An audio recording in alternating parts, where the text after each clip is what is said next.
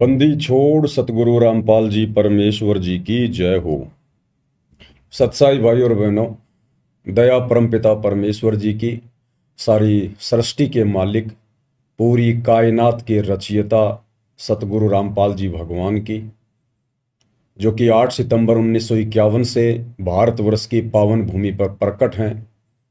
ये वही कल की भगवान हैं जिन्हें दुनिया आजकल यूट्यूब पर ढूंढ रही है। लेकिन ये दुनिया का दुर्भाग्य होता है कि जो सत्य वस्तु होती है, जो असली वस्तु होती है, दुनिया उसको इतना जल्दी पहचान नहीं पाती है। और जब सब कुछ खत्म हो लेता है, उसके बाद दुनिया स्वीकार करती है कि हाँ, वे ही परमात्मा थे, वे ही भगवान थे। आज से पहले ऐसे उदाहरण घटित हो चुके हैं। द्वापर में विष्णु के अवतार श्री रामचंद्र जी आए। उस समय किसी ने भी उनको परमात्मा नहीं माना, भगवान नहीं माना। उनके साथ लोगों ने वैसा ही दुर्व्यवहार किया जैसा कि एक इंसान के साथ किया करते हैं। और फिर उनके जाने के हजारों वर्षों बाद, लाखों वर्षों बाद, आज कलयुग में उनके मंदिर बना बनाकर, उनकी मूर्तियां बना बनाकर और उनको परमात्मा का दर्जा देकर पूजा की जा रही है। परंतु आज हमें मिलेगा क्या? वो मूर्तियां हमें देंगी क्या? वो मंदिर हमें देंगे क्या? गाय या भैंस के मरने के बाद उसकी पत्थर की या सोने चांदी की मूर्ति बनाकर अगर हम उसके नीचे दूध निकालने के लिए बाल्टी लेकर बैठेंगे तो क्या वो दूध देगी? तो यही स्थिति वर्तमान में श्री रामचंद्र जी के मंदिर और उनकी मूर्तियों की है। दुनिया केवल उनको पूजकर अपना समय और समाज ही बर्बाद कर रही है। दुनिया को जो भी कुछ मिलना है या मिल रहा है वो उनके पूर्व जन्मों की भक्ति के संस्कार के आधार से मिल रहा है। और वे मूढ़ प्राणी सोच रहे हैं कि हमें श्री राम जी दे रहे हैं, हम जो भक्ति कर रहे हैं उस भक्ति से हमें मिल रहा है। यही गलती द्वापर में जब श्री कृष्ण जी आए, वही विष्णु जी के अवतार, तो लोगों ने उस समय भी उनको परमात्मा के रूप में नहीं माना, उनको भगवान के रूप में नहीं माना, उनको श्री विष्णु जी के रूप में नहीं माना। और उनके साथ में सदा लड़ाई झगड़े, मन मुटाव, राग द्वेष, ईर्ष्या करने में लगे रहे। और उनके शरीर छोड़कर जाने के आज हजारों वर्षों बाद कलयुग में उनके मंदिर बना बनाकर, मंदिरों में करोड़ों अरबों रुपया बर्बाद कर करके, उनकी मूर्तियां बना बना के, लड्डू गोपाल बना बना के, और आज उनसे लाभ प्राप्त करने की उनसे कामना की जा रही है। कुछ नहीं मिलेगा, 1% भी नहीं मिलेगा। क्योंकि डॉक्टर के मरने के बाद आप उसकी कितनी ही बढ़िया मूर्ति क्यों ना बना दें, कितना ही दंडवत क्यों ना करें, आप उसकी कितनी पूजा पाठ क्यों ना करें, डॉक्टर के मरने के बाद डॉक्टर की वो पत्थर की या सोने चांदी की मूर्ति वो लाभ नहीं दे सकती जो लाभ जीते जी डॉक्टर दे सकता था। तो ठीक यही स्थिति वर्तमान में दुनिया की बनी हुई है। आध्यात्मिक अज्ञानता के कारण, तत्व ज्ञानहीनता के कारण। दुनिया को ज्ञान तो है, लेकिन सिर्फ अपना पेट भरने का ज्ञान, ज्यादा धन कैसे कमाया जाए, बच्चों को ऊंची शिक्षा देकर बड़ी नौकरी कैसे लगाया जाए, फिर बच्चे कैसे 2 नंबर के काम करके, रिश्वत लेकर के बड़ी बड़ी कोठियां बनाएं, बड़ी बड़ी गाड़ियां लेकर आएं, समाज में अपना नाम करें, कैसे झूठी शानो शौकत दिखाने के लिए ज्यादा से ज्यादा धन कमाया जाए, 2 नंबर का धन घर में कैसे आए। तो ज्ञान तो है दुनिया को, लेकिन जो ज्ञान दुनिया को है वो केवल कर्म फोड़ने का ज्ञान है, कर्म बनाने का ज्ञान नहीं है। यह कर्म बनाने का ज्ञान, मुक्ति प्राप्त करने का ज्ञान, परमेश्वर स्वयं सतगुरु रूप में आकर उस ज्ञान को तत्व ज्ञान के रूप में देते हैं। तत्व ज्ञान यानी यथार्थ ज्ञान, सच्चा ज्ञान, जो ज्ञान वास्तव में पूरे विश्व की जरूरत है, जिस ज्ञान के सहारे ही हम सतभक्ति कर सकते हैं, मोक्ष प्राप्ति कर सकते हैं। तो दुनिया को ज्ञान तो है, लेकिन तत्व ज्ञान नहीं है।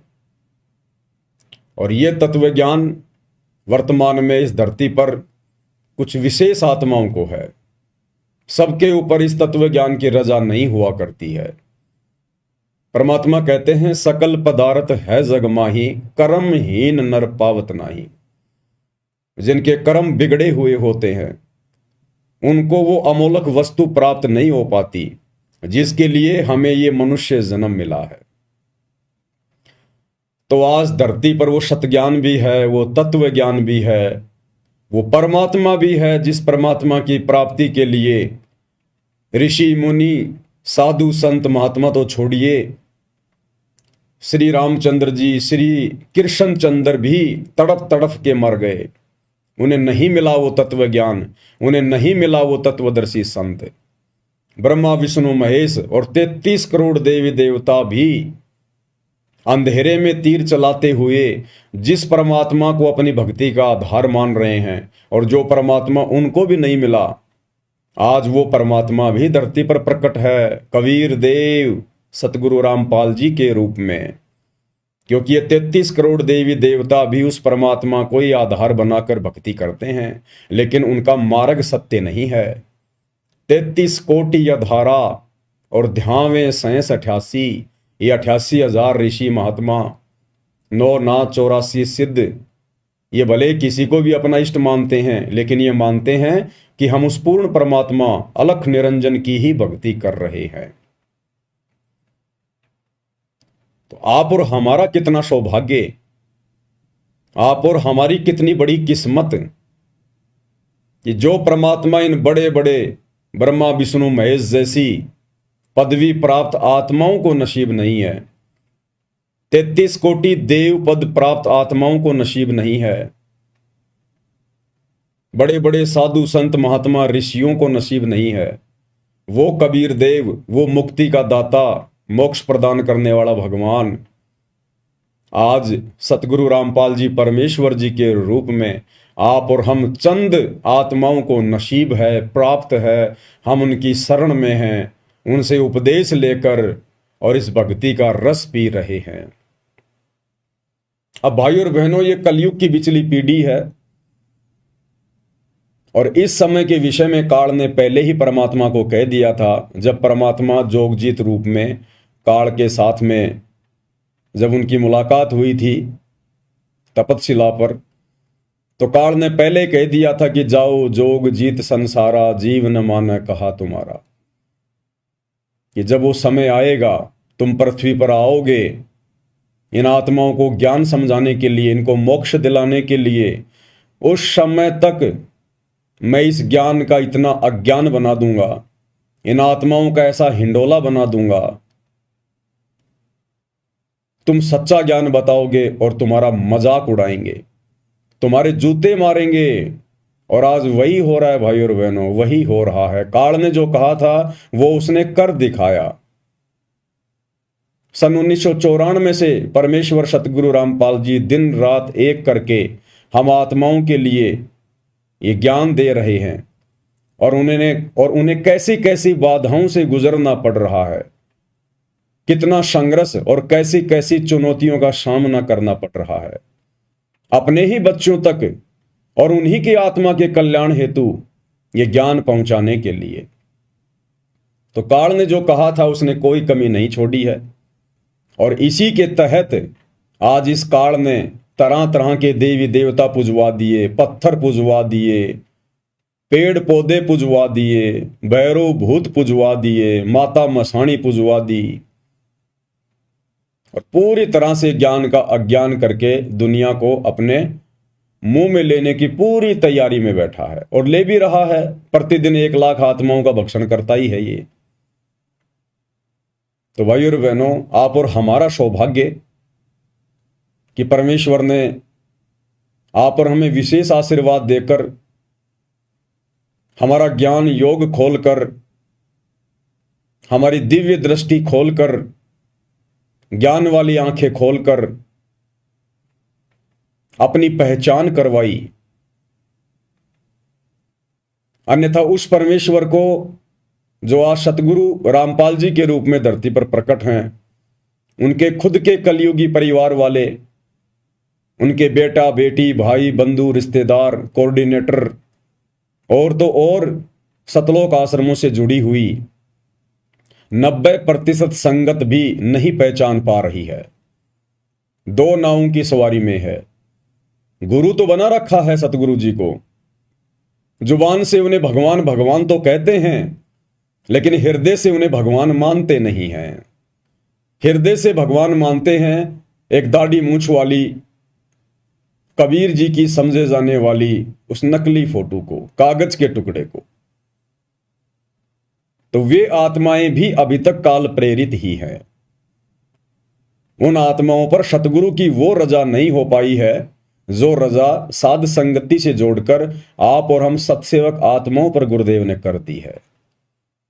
तो भाइयों और बहनों, ये दुनिया समझे ना समझे, उनके अपने संस्कार, उनकी अपनी किस्मत, हमारे खुद के गुरु भाई बहन समझे या ना समझे, उनकी किस्मत, उनका भाग्य, उनके संस्कार। परंतु जिन आत्माओं पर परमेश्वर ने दया कर दी है, अपनी पहचान करवा दी है, तो हम आत्माओं ने अब सिर धड़ की बाजी लगानी है। हमने ना तो उन जगत वालों के झूठे आडंबरों को देखना है, उनके पाखंड को देखना है, और ना हमने परमेश्वर सतगुरु रामपाल जी के शत भक्ति मार्ग में, उनके यथार्थ 13वें कबीर पंथ में काल प्रेरणा से जो आडंबर, जो पाखंड, उनको ना पहचान कर उनके काल प्रेरित कलयुगी परिवार ने फैला दिया है, ना हमने उनको देखना है। चाहे कितने ही आदेश निकाले जाएं, कितने ही पीले पर्चे डाले जाएं, कितनी ही ज्ञान विरुद्ध हरकतें की जाएं, हमने उनको नहीं देखना। हमने केवल उस आधार से भक्ति मार्ग पर आगे चलना है जो आधार हमें गुरुदेव ने बताया, और वो आधार है ज्ञान आधार। यानी गुरुदेव ने हमें जो सत्संग दिए हैं वो कंप्लीट भक्ति का विधान है, संविधान है।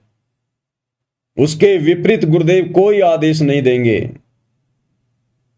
और यदि उसके विपरीत हमें कोई आदेश दे रहा है गुरुदेव का नाम लेकर, तो हमने बिल्कुल भी यकीन नहीं करना है, हमने डरना भी नहीं है, हमने घबराना भी नहीं है, हमने विचलित भी नहीं होना है। क्योंकि टीचर ने जो सिलेबस दे दिया उसी में से परीक्षा लेगा।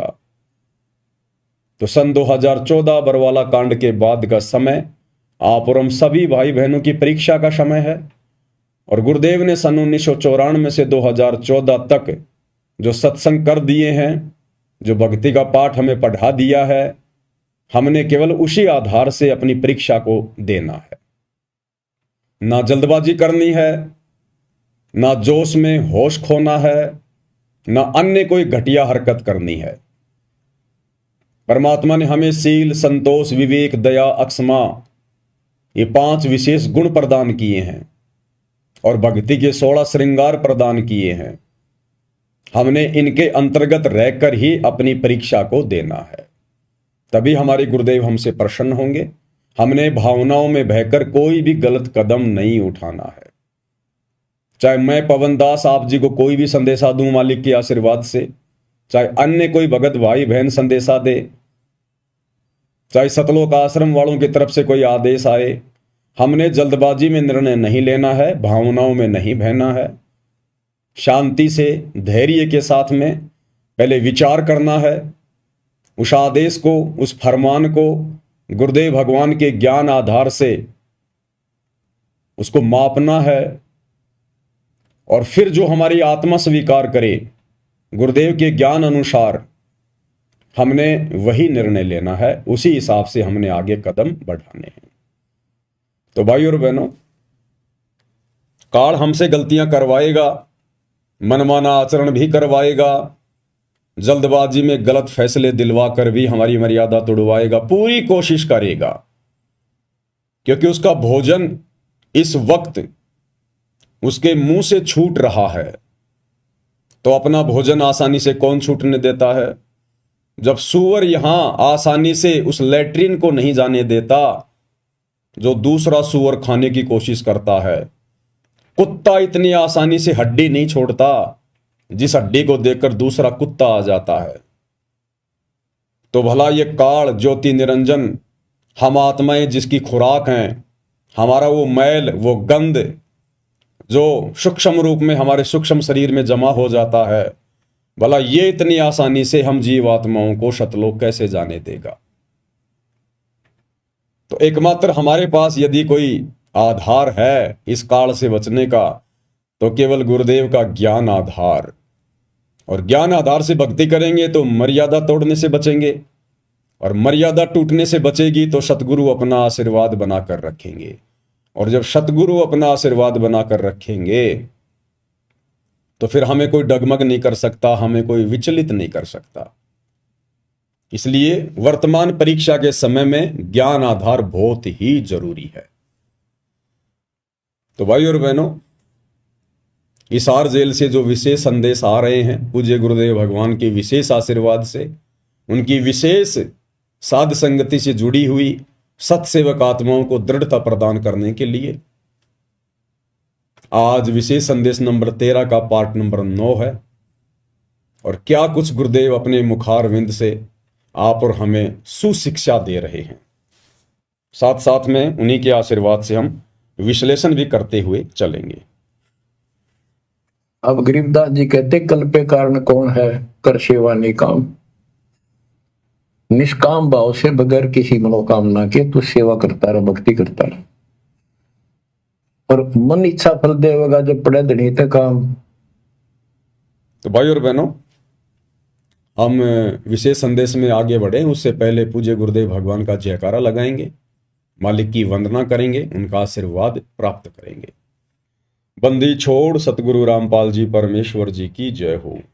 परमपिता परमात्मा सारी सृष्टि के रचनहार, कुल मालिक, असंख्य ब्रह्मांडों के स्वामी, जगत गुरु, तीनों लोकों में प्रवेश करके सबका धारण पोषण करने वाले, राजाधिराज, आत्माधार, नाथों के नाथ, देवों के देव महादेव, सर्वेश्वर महेश्वर, मृत्युंजय, अजरो अमर, आदि अनादि, सनातनी प्रभु, जगत पिता जगदीश्वर, श्री श्री 1008 की उपाधि के वास्तविक अधिकारी, अकाल मूर्त सौद स्वरूपी राम वासुदेव, सर्वगतम ब्रह्म, परम पूज्य, प्रथम पूज्य, परम संत, परम पुरुष, परम धनी, परम दयालु, सत्य कबीर, हक्का कबीर, अल्लाहु कबीर, अल्लाहु अकबर, बाखबर, अल्लाह ताला, जगत के तारणहार, जगत के मुक्तिदाता, जगत के जगन्नाथ, हारे के सहारे, हिंदुओं के राम, मुसलमानों के अल्लाह, सिखों के वाहिगुरु, ईसाइयों के मसीह, दया के सागर दयानिधि, करुणा के सागर करुणानिधि, स्वयंभू परिभू, संकट मोचन, कष्ट हरण, मंगल करण, दुख भंजन,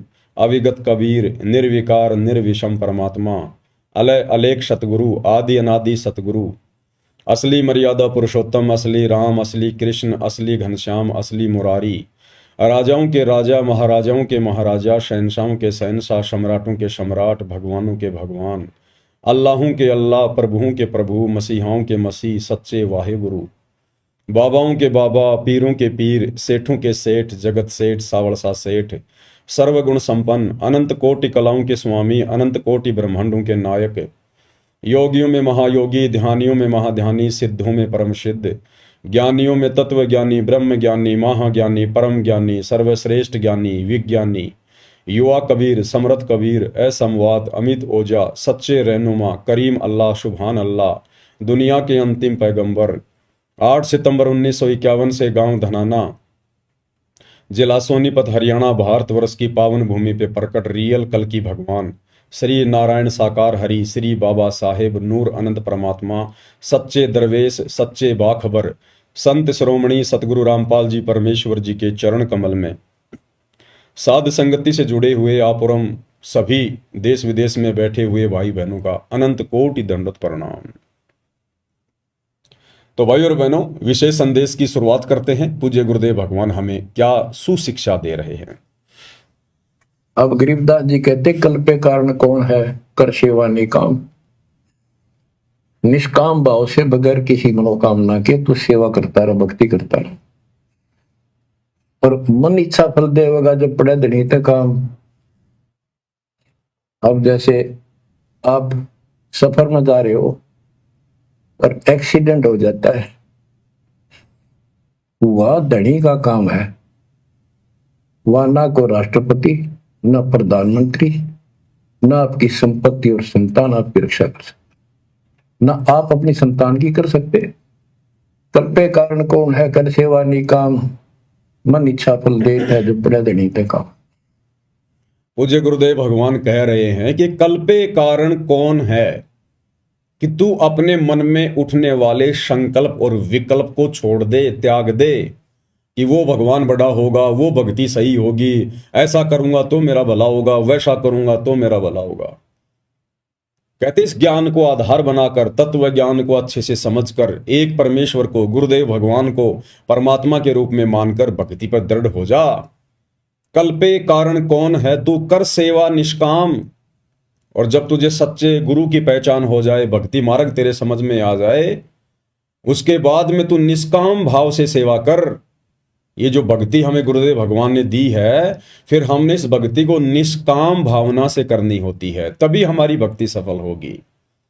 निष्काम भावना यानी हमारे मन में किसी भी प्रकार की मोक्ष के अलावा कोई इच्छा नहीं होनी चाहिए, कोई डिमांड नहीं होनी चाहिए गुरुदेव भगवान से, कि मैं बड़ा कोई मंत्री पद प्राप्त कर लूं, मेरे लड़का हो जाए, मेरा बेटा नौकरी लग जाए, मेरा बिजनेस सेटल हो जाए, बड़ी मेरी कोठी बन जाए, घर में लंबी गाड़ी आ जाए। निष्काम भाव से हमने भक्ति करनी है।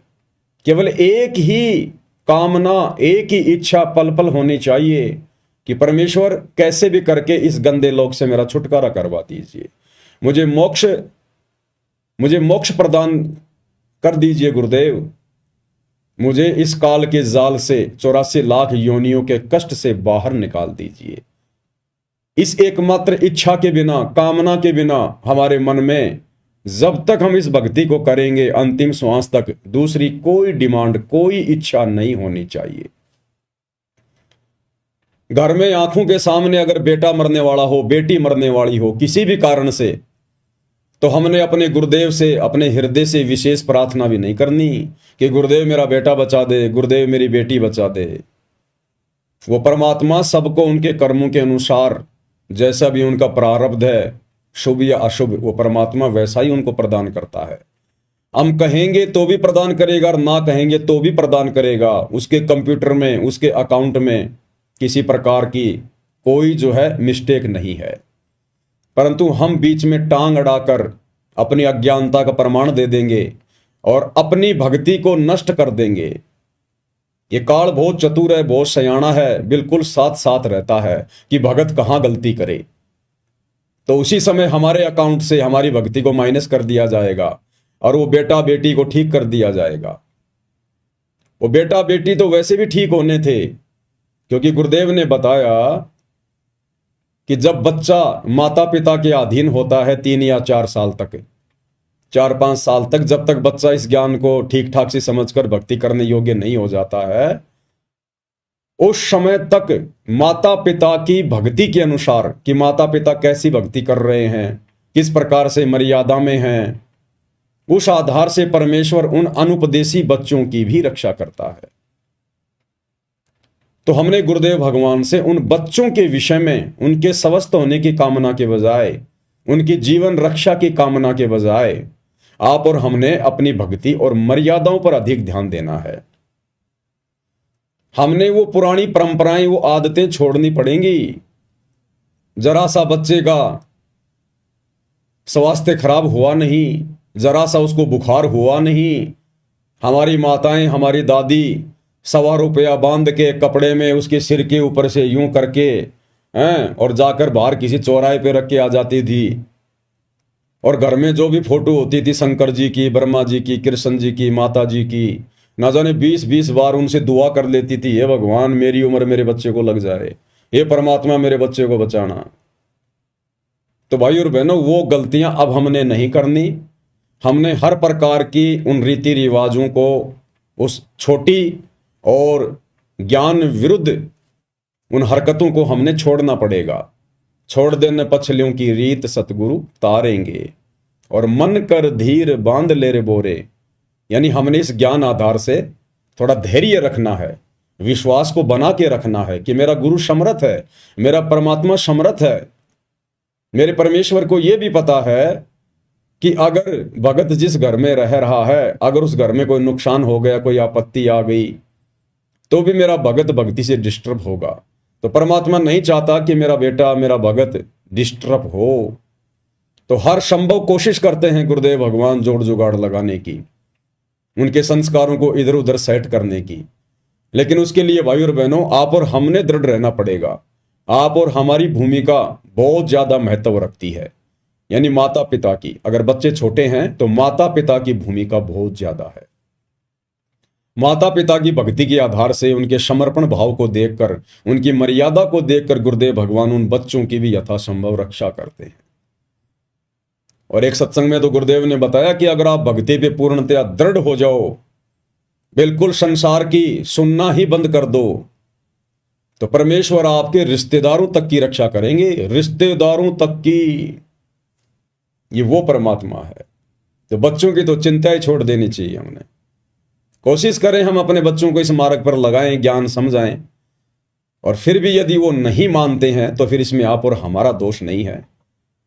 और यदि फिर उसके बाद जब वो बच्चे समझदार हो जाते हैं, 12, 13, 14, 15 साल के, 20 साल के, और यदि इस भक्ति मार्ग को नहीं अपनाते हैं, अपनी मनमानियां करते हैं, जगत भाव में चलते हैं, और यदि फिर उनके साथ कोई अप्रिय घटना घटित होती है, तो फिर उस समय भगत ने फिर चिंता नहीं करनी चाहिए, भगत ने फिर चिंतित नहीं होना चाहिए।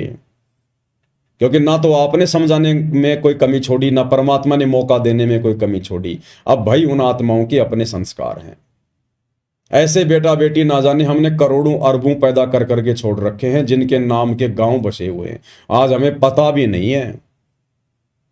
हमारे असंख्यों मनुष्य जन्म हो चुके हैं, हर जन्म में बेटा बेटी तो पैदा करते ही हैं। हम भी किसी के बेटा बेटी रहे हैं, हमारे भी कितने बेटा बेटी रहे हैं। अब पिछले जन्म में हमारे माता पिता कौन थे, हमारे बेटा बेटी कौन थे, हमें कुछ भी याद नहीं है, भुला दिया गया है। तो ऐसे ही हमारे असंख्य जन्म हो चुके हैं, ना जाने कितने हमारे बेटा बेटी, करोड़ों की संख्या में। उनमें से ना जाने लाखों तो गधे कुत्ते सुअर बनकर 84 लाख योनियों में कष्ट भोग रहे हैं। फिर हमें उनकी चिंता क्यों नहीं है?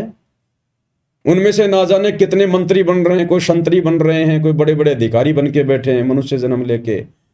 फिर हम उनकी चिंता क्यों नहीं कर रहे कि ये भगवान वो भक्ति नहीं करेंगे तो उनका क्या होगा? तो भाई और बहनों, जब हमें उन असंख्य जन्मों के बेटा बेटियों की चिंता नहीं है, तो फिर इस वर्तमान जन्म के बेटा बेटियों की हमें इतनी चिंता क्यों? परमात्मा इसी चिंता को तो समाप्त करवाना चाहते हैं अपना ज्ञान देकर, ज्ञान आधार से, कि जिस प्रकार तुम उनको भूल गए, तुमने उनको भगवान भरोसे छोड़ दिया। तुम्हारे मरने के बाद तुम ये सोचते सोचते मर गए थे कि हे भगवान मेरे बेटे का क्या होगा, मेरी बेटी का क्या होगा। और तेरे मरने के बाद वो बेटा भी वहीं रहा होगा, वो बेटी भी वहीं रही होगी, और तू जीते जी उनको इस काबिल नहीं बना पाता जितने काबिल वो तेरे मरने के बाद बन गए होंगे। अक्सर हम लोग देखते हैं जिनके माता पिता होते हैं, और माता पिता भी अच्छे अच्छे पद पे होते हैं, पढ़े लिखे होते हैं, नौकरी पेशे वाले होते हैं, और वो खूब कोशिश करते हैं, अपने बच्चों को पढ़ाते हैं, उन पे पैसा भी लगाते हैं, और वो बच्चे अंत में नालायक निकल जाते हैं। ना कोई नौकरी लगते, ना ढंग का कोई बिजनेस करते, माता पिता की कमाई हुई संपत्ति को भी ठिकाने लगा देते हैं। और कुछ एक ऐसे उदाहरण होते हैं, छोटे छोटे बच्चों के जो पिताजी हैं वो मर जाते हैं, या उनकी माताजी मर जाती है। बचपन में उनकी परवरिश भी उनके काका ताऊ ने या उनके दादा दादी ने की होती है, और वो बच्चे पढ़ लिख कर अच्छे राजकीय पदों पर बैठ जाते हैं, अच्छी उनकी सैलरी होती है, बढ़िया सरकारी सुविधा लेते हैं, बड़े बड़े वो बिजनेसमैन बन जाते हैं। तो भाई और बहनों, माता पिता दादा दादी ये नहीं बनाते, उनके संस्कार बनाते हैं उनको, और वो संस्कार बने होते हैं हमारी भक्ति के कारण, जो हमने किसी जन्म में की होती है।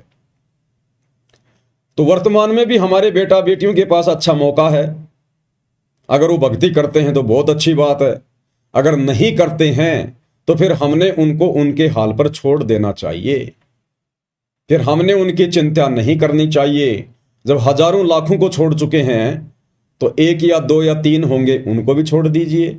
मार्ग तो आपने बता ही दिया, आप तो दोषी है नहीं, और वो भी बालक नहीं है जो समझ नहीं रहे होंगे, और माता पिता के समझाने से भी नहीं समझ रहे। इसका मतलब भाई और बहनों, उनके भाग्य में भक्ति नहीं है, अभी उनके संस्कार इतने मजबूत नहीं हैं, कि परमेश्वर उनका हाथ पकड़ सके। तो हमने जबरदस्ती भी नहीं करनी चाहिए, प्यार प्रेम से समझाते रहना चाहिए। ना समझना चाहें तो जबरदस्ती नहीं करनी चाहिए। इस भक्ति मार्ग पर मारपीट करके नहीं लगाया जाता। जैसे टीचर स्कूल में बच्चा होमवर्क नहीं करता, ढंग से पढ़ता नहीं है तो मार पिटाई कर देते हैं। इस भक्ति मार्ग में इस भक्ति को करवाने के लिए मारपीट नहीं करनी। हाँ, यदि आपका बच्चा आपके बहुत अधीन है, जैसे बच्चा आपका 6 या 7 वर्ष तक का है, छोटा बच्चा है, तो उसको तो थोड़ा बहुत डरा धमका के उसको तो भक्ति पर लगाया जा सकता है, क्योंकि छोटे बच्चे को ज्ञान नहीं होता। वो तो डराने से धमकाने से ही सही रास्ते पे चलेगा। लेकिन जब बच्चा आपके बराबर हो जाए, 15-20 साल का हो जाए, फिर उसको डराया नहीं जा सकता, धमकाया नहीं जा सकता, उस पर दबाव नहीं बनाया जा सकता। क्योंकि भाई और बहनों, 15 साल के बाद आपका बच्चा लायक होगा या नालायक होगा, सपूत होगा या कपूत होगा, ये उसके संस्कार पे निर्भर करेगा। यदि किसी ने अपने बेटा बेटी को भक्ति पे लगा रखा है अपने साथ में, और यदि अभी उनकी उम्र 10-12 साल है, 5-6 साल है, तो ये ना समझे कि मेरा बेटा बहुत अच्छा भगत बन गया, जैसा मैं कह रहा हूं वैसा ही कर रहा है। भाई और बहनों, अभी वो आपके अधीन है। जब 15 साल के बाद वो बड़ा होने लगेगा, उसके बाद उसके अपने संस्कार काम करने लगेंगे। उसके बाद पता चलेगा वो आपका है या काल का है, वो सपूत है या कपूत है, वो भक्ति करेगा या फिर बर्बादी करेगा। क्योंकि जैसे उसके संस्कार होंगे, प्रफुल्लित होंगे, वैसा ही वो मार्ग पकड़ेगा। उसके बाद वो आपकी नहीं सुनेगा फिर। और फिर भी यदि कोई माता पिता की आज्ञा में रहता है, भक्ति कर रहा है, तो बहुत अच्छी बात है, परमात्मा की अच्छी आत्मा है। लेकिन हमने आश्रित नहीं होना, उनके भरोसे रहने की नहीं सोचनी है कि बेटा बेटी बिगड़ गए तो मेरा बुढ़ापे में क्या होगा, मेरे बुढ़ापे के सहारे का क्या होगा। नहीं, जिनके बेटा बेटी नहीं है, जिनको परमात्मा ने इस आफत में डाला ही नहीं है, आम समाज जिनको बांझ कहता है, और वो परमात्मा की विशेष प्यारी आत्मा होती है, परमात्मा ने इस लफड़े में उनको डाला ही नहीं है, उनका तो सीधा मोक्ष अगर मर्यादा में रह के भक्ति पर लगे रहे तो वो भी तो किसी के आश्रय जिएंगे, वो भी तो किसी के आश्रय भक्ति कर रहे हैं। अंत में हमारा बुढ़ापा संवारेगा हमारा भगवान, हमारा गुरु, जो तीनों लोकों में प्रवेश करके सबका धारण पोषण कर रहा है। संस्कार आधार से परमात्मा सबकी परवरिश कर रहा है। हमारा गुरु हमें संभालेगा, हमारी परवरिश हमारा गुरु करवाएगा। पहली बात तो जो शास्त्र अनुकूल सत भक्ति पूज्य गुरुदेव भगवान से आप और हमें वर्तमान में प्राप्त है, इस भक्ति के करने से बुढ़ापे में आप और हमारा वो हसर होगा ही नहीं। जो हसर माया के पीछे दौड़ने वाले, शास्त्र विरुद्ध टूटी फूटी भक्ति करने वाले, देवी देवताओं पर आश्रित और अपनी संपत्ति और अपने परिवार पर आश्रित जो व्यक्ति हैं, जब जिनका बुढ़ापा आता है, जो दुर्गति उनकी होती है, वो दुर्गति भगत भाई बहनों की तो होगी ही नहीं। जहां दुनिया वाले कोई जो देवी देवताओं की भक्ति करते हैं, शास्त्र विरुद्ध साधना करते हैं, उल्टा सीधा खाना पीना, जहां 60-70 साल की उम्र में उनके घुटने टूट जाएंगे, उनका शरीर जवाब दे जाएगा, काया उनकी रोगी हो जाएगी, उस समय आप और हम भगत भाई बहन यदि शरीर में रहे तो घोड़े की तरह चलेंगे, घोड़े की तरह। बिल्कुल ऐसे युवा शरीर रहेगा हमारा, 70 साल की उम्र में भी, 80 साल की उम्र में भी। आपने दादा गुरुदेव को नहीं देखा? गुरुदेव भगवान कितना उनका जो है गुणगान करते हैं, उनका बखान करते हैं कि जब मैंने उपदेश लिया उस समय मेरे गुरुदेव की आयु 104 वर्ष की थी और बिल्कुल लाल चेहरा, स्वस्थ शरीर, कोई रोग नहीं। और जिस समय दादा गुरुदेव ने शरीर त्यागा उस समय भी कोई रोग नहीं, कोई परेशानी नहीं, ना कोई जुबान बंद, ना कोई टट्टी पेशाब, कुछ नहीं। जबकि दादा गुरुदेव तो 12वें पंथ में थे, 12वें पंथ में। उनको तो शत भक्ति भी प्राप्त नहीं थी, उनको कंप्लीट भक्ति का मार्ग भी प्राप्त नहीं था, क्योंकि 12वें पंथ की आत्माओं को सतगुरु रामपाल जी भगवान ने कंप्लीट भक्ति कोर्स देना ही नहीं था। दादा गुरुदेव का तो अब दोबारा से जन्म होगा, दोबारा से उनको फिर से सतगुरु रामपाल जी की शरण में आना पड़ेगा, तब कहीं जाकर उनका मोक्ष होगा। तो सोचिए भाई और बहनों, आप और हम तो बिल्कुल गोल पर आ गए, गोल पर, बिल्कुल मौके के समय पर हैं, यथार्थ 13वें कबीर पंथ में, डायरेक्ट भगवान के चरणों में। सत भक्ति हमें प्राप्त है और मर्यादा में रहकर हम भक्ति कर रहे हैं। आप और हमें तो परमात्मा अपनी पलकों पे रखेगा, अपने हाथों पर। समस्या नाम की कोई चिड़िया नजदीक भी नहीं आने देगा परमात्मा, अगर हम उनके वफादार कुत्ते बनकर इसी प्रकार से उनके चरणों को चाटते रहे तो। इसलिए आप और हमने अपने परिवार की, अपने बच्चों की, हमने किसी की कोई चिंता नहीं करनी है। और गुरुदेव ने बताया कि जब कोई परिवार का सदस्य शरीर छोड़ता है तो हमने रोना धोना बिल्कुल भी नहीं है, बिल्कुल भी रोना धोना नहीं है। मन भी छोटा नहीं करना, चेहरा भी उदास नहीं होना चाहिए। अगर परिवार का कोई उपदेशी सदस्य शरीर छोड़ रहा है तो उल्टा हमने उसको हिम्मत देनी चाहिए कि भाई तेरा तो बहुत बढ़िया भाग्य, सौभाग्य, परमात्मा ने तेरी जगह मुझे क्यों नहीं लिया, मेरा समय क्यों नहीं आया। आप तो सीधे सतलोक जाओगे, परमात्मा के विमान में बैठ के जाओगे, आप तो हमसे पहले सतलोक में जाओगे। और हम क्या करेंगे, हम भी आ रहे हैं पीछे पीछे। हम कितने दिन रहेंगे यहां पर, और 2 4 5 10 साल, उसके बाद हम भी आए और वहीं मिलके आराम से एंजॉय करेंगे, मस्ती करेंगे वहां। जैसे कोई परिवार का कोई बेटा या कोई बेटी, उसका ज्वाइनिंग लेटर आ जाता है और जब उसको सरकार नौकरी ज्वाइन करने के लिए बुलवाती है तो कैसे घर के सदस्य उसकी आरती उतारा करते थे, उसको विदा करने से पहले उसके टीके लगाया करते थे, उसका सामान उठा के अपने कंधों पर उसको बस स्टैंड तक लेके जाते थे और गांव की औरतें गीत गा गा कर उसको विदा करके आती थी खुशी खुशी। और वो भी खुशी खुशी जाया करता था। उसको पता था कि मैं कोई जेल में थोड़ी जा रहा हूं, मैं तो नौकरी पे जा रहा हूं जहां जाकर पैसे कमाऊंगा, एसी ऑफिस में बैठूंगा। तो इसी प्रकार जो शरीर छोड़ रहा होगा भगत, उसको भी खुशी होनी चाहिए कि मैं जेल में नहीं जा रहा, मैं तो जेल से जा रहा हूं सतलोक। और बाकी सदस्य उनको भी पता होना चाहिए कि अब इसका पुनर्जन्म नहीं होगा, अब ये अपने परमात्मा के साथ विमान में बैठ के सतलोक जाएगा, इसने तो मोक्ष प्राप्त कर लिया। तो हमने उसको हिम्मत देनी है। अरे हम भगत भाई बहनों ने अब यदि हमारे गांव में, आसपास में, आड़ोस में या रिश्तेदारी में अगर कोई मर भी जाता है अनुपदेशी, तो जैसे लोग जाते हैं ना दुख में शोक व्यक्त करने के लिए, तो हम जाएं अवश्य। अगर आप जाना उचित समझें तो किसी की मृत्यु होने पर आप बैठने जरूर जाइए, कोई दिक्कत नहीं है। लेकिन हमने पहले की तरह फॉर्मेलिटी नहीं करनी है कि जैसे गांव के नजदीक गए, गाड़ी से नीचे उतरे और लगा के थूक आंखों में वहां वहां बच्चे की तरह रोना शुरू कर दिया फोकट में।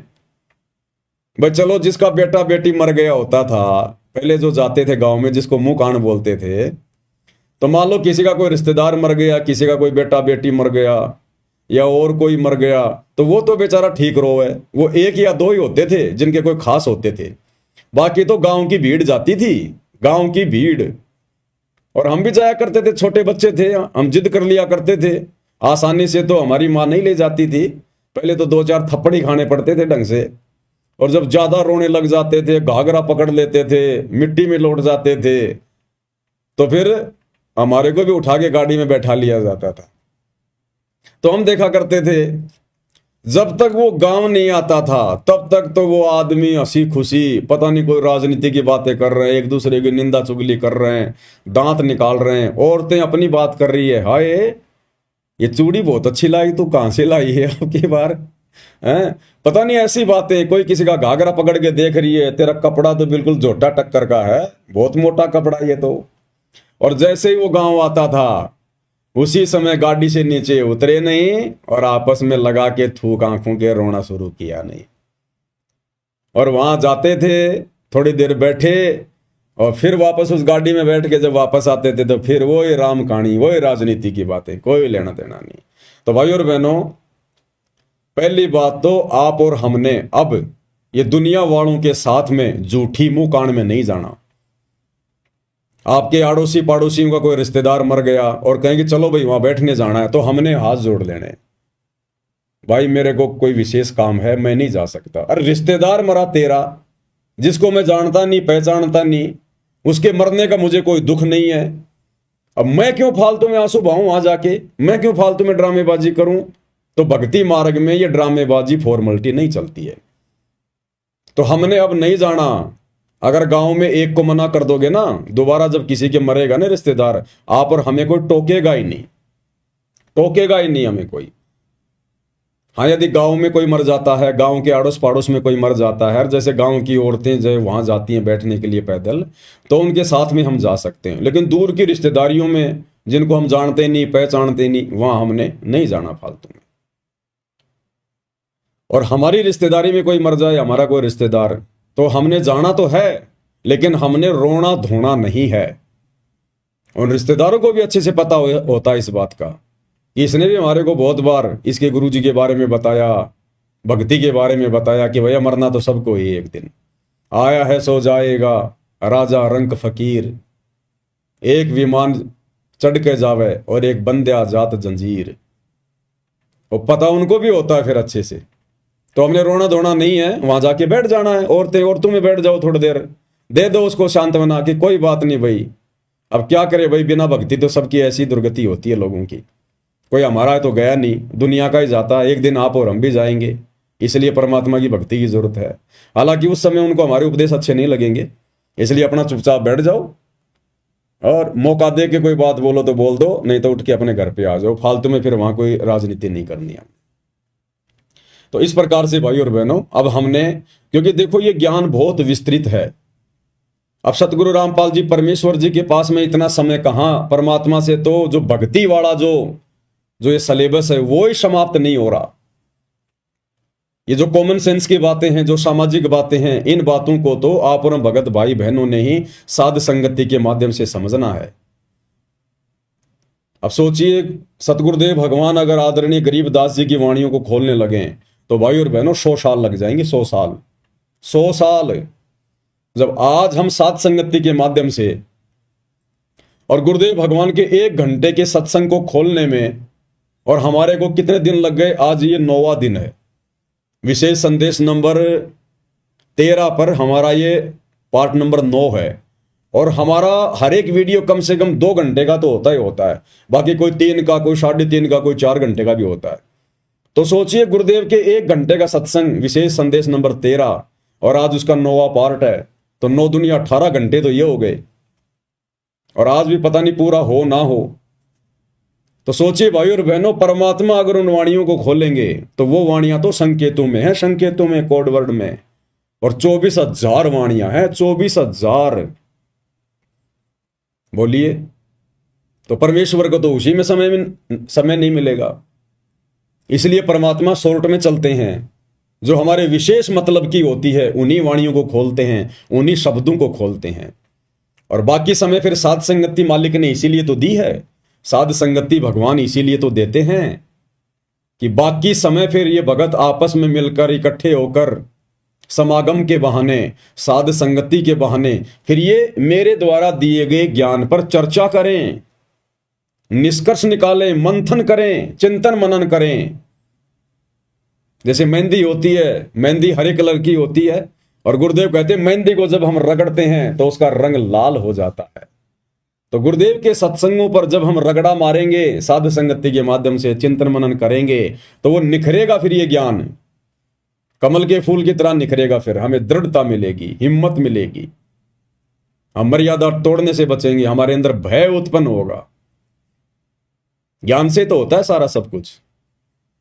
तो हमने इन सब बातों को भी विशेष तौर पर ध्यान रखना है, और इसीलिए गुरुदेव भगवान ने साध संगतियां शुरू करवाई है, ताकि हम अपनी भक्ति को और मर्यादाओं को सुरक्षित रख सकें। आज इस साध संगति का ही तो ये नतीजा है कि गुरुदेव भगवान की गैर हाजिरी में, गुरुदेव के हिसार जेल जाने के बाद तो आप और हम इतने दृढ़ नहीं थे। धीरे धीरे परमात्मा ने साध संगतियां शुरू करवाई, उसके बाद ही तो आज आप और हम इतने दृढ़ हो पाए हैं। अन्यथा साध संगति के अभाव में कुसंगति के शिकार सतलोक आश्रम मैनेजमेंट हरियाणा वालों को देख लो, किस कदर काल ने उनको उलझा रखा है। मर्यादाओं की तरफ तो उनका ध्यान ही नहीं है कि मर्यादा भी कुछ होती है। भक्ति जरूर ले ली गुरुदेव से, लेकिन भक्ति का जो तरीका है शास्त्र अनुकूल, वो उनको पता ही नहीं है। कैसे भक्ति करनी है, कैसे हमने क्या करना है, क्या क्या मर्यादाएं रखनी है, क्या क्या सावधानियां रखनी है, कहां जाना है, कहां उठना है, कुछ नहीं पता उन्हें। आदेशों के गुलाम बना के रखा हुआ है।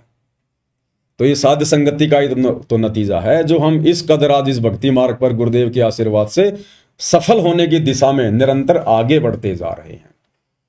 तो परमेश्वर कहते हैं, कल्पे कारण कौन है, तू कर सेवा निष्काम, कि तू निष्काम भाव से भक्ति कर, निष्काम भाव से सेवा कर। ये तीनों समय की आरती, सत्संग सुनना, सुमरण करना, पांचों यज्ञ करना, परमात्मा की ज्ञान चर्चा करना, ये आता है पूजा में, भक्ति में, सेवा में। तो कहते तू निष्काम भाव से कर, कोई इच्छा मत रख, कोई डिमांड मत कर। तुम्हारा गुरु, तुम्हारा परमात्मा सर्वज्ञ है, जानी जान है, अंतर्यामी है। उन्हें बोलकर बताने की जरूरत नहीं है, रोककर दिखाने की जरूरत नहीं है। वो सब कुछ जानता है, तेरे असंख्य जन्मों की जानता है, भूत भविष्य वर्तमान सब जानता है। और वो जो भी कुछ देगा तेरी भक्ति के आधार से देगा, क्योंकि तेरे को वर्तमान में उसने एक विशेष कार्य दे दिया, विशेष सेवा दे दी, भक्ति। और जैसी तू भक्ति करेगा वैसा ही बराबर तुझे फल देता चला जाएगा। तो तेरे को किसी से मांगने की जरूरत नहीं है। जिस प्रकार यात्री ने जयपुर से दिल्ली जाना है, जितने कदम वो चलेगा उतनी दूरी ऑटोमेटिक कम होती जाएगी, ऑटोमेटिक। वो नापने की जरूरत नहीं है, जितने कदम हम उस तरफ रखेंगे उतनी दूरी कम होती चली जाएगी। तो जितना हम भक्ति मार्ग पर ज्ञान को आधार बनाकर मर्यादाओं के साथ में आगे बढ़ते जाएंगे, परमात्मा हमारे उतने ही नजदीक आते चले जाएंगे। ना रोने धोने की जरूरत है, ना कोई प्रार्थना लगाने की जरूरत है, ना कोई मन में इच्छा या कोई कामना रखने की जरूरत है। इसलिए गुरुदेव कहते हैं, कल्पे कारण कौन है, इन्हें छोड़ दे सब इधर उधर की बातें, और कर सेवा निष्काम, इस भक्ति को निष्काम भाव से कर। और मन इच्छा फल देऊंगा जब पड़ेगा मेरे से काम। जब हमारे ऊपर कोई आपत्ति आनी होगी, हमारे भाग्य की, हमारे प्रारब्ध की, क्योंकि वर्तमान में तो हम ऐसा कोई कार्य करेंगे नहीं, वर्तमान में तो ऐसी कोई गलती हम करेंगे नहीं जिससे हमारे ऊपर आपत्ति आनी हो। तो आपत्ति अगर आएगी, आनी होगी, तो हमारे पिछले बिगड़े हुए उन जो है कर्मों के कारण, उसके लिए परमात्मा ने हमें भक्ति दे दी, मर्यादा बता दी। अगर तू मेरे द्वारा बताई गई भक्ति को मर्यादाओं में रह के करेगा, तो फिर जब तेरे ऊपर कोई समस्या भी आनी होगी, फिर मैं अपने आप देख लूंगा। तेरे को चिंता करने की जरूरत नहीं है। चिंता तो हरि नाम की और न चिंता दास, और जो कोई चिंता नाम बिना सोए काल की फांस। केवल एकमात्र हमने गुरुदेव की भक्ति की चिंता करनी है कि मेरी मर्यादा खंडित ना हो जाए, मेरी भक्ति में कोई कमी ना रह जाए, कोई चूक चाकरी मेरे से ना रह जाए।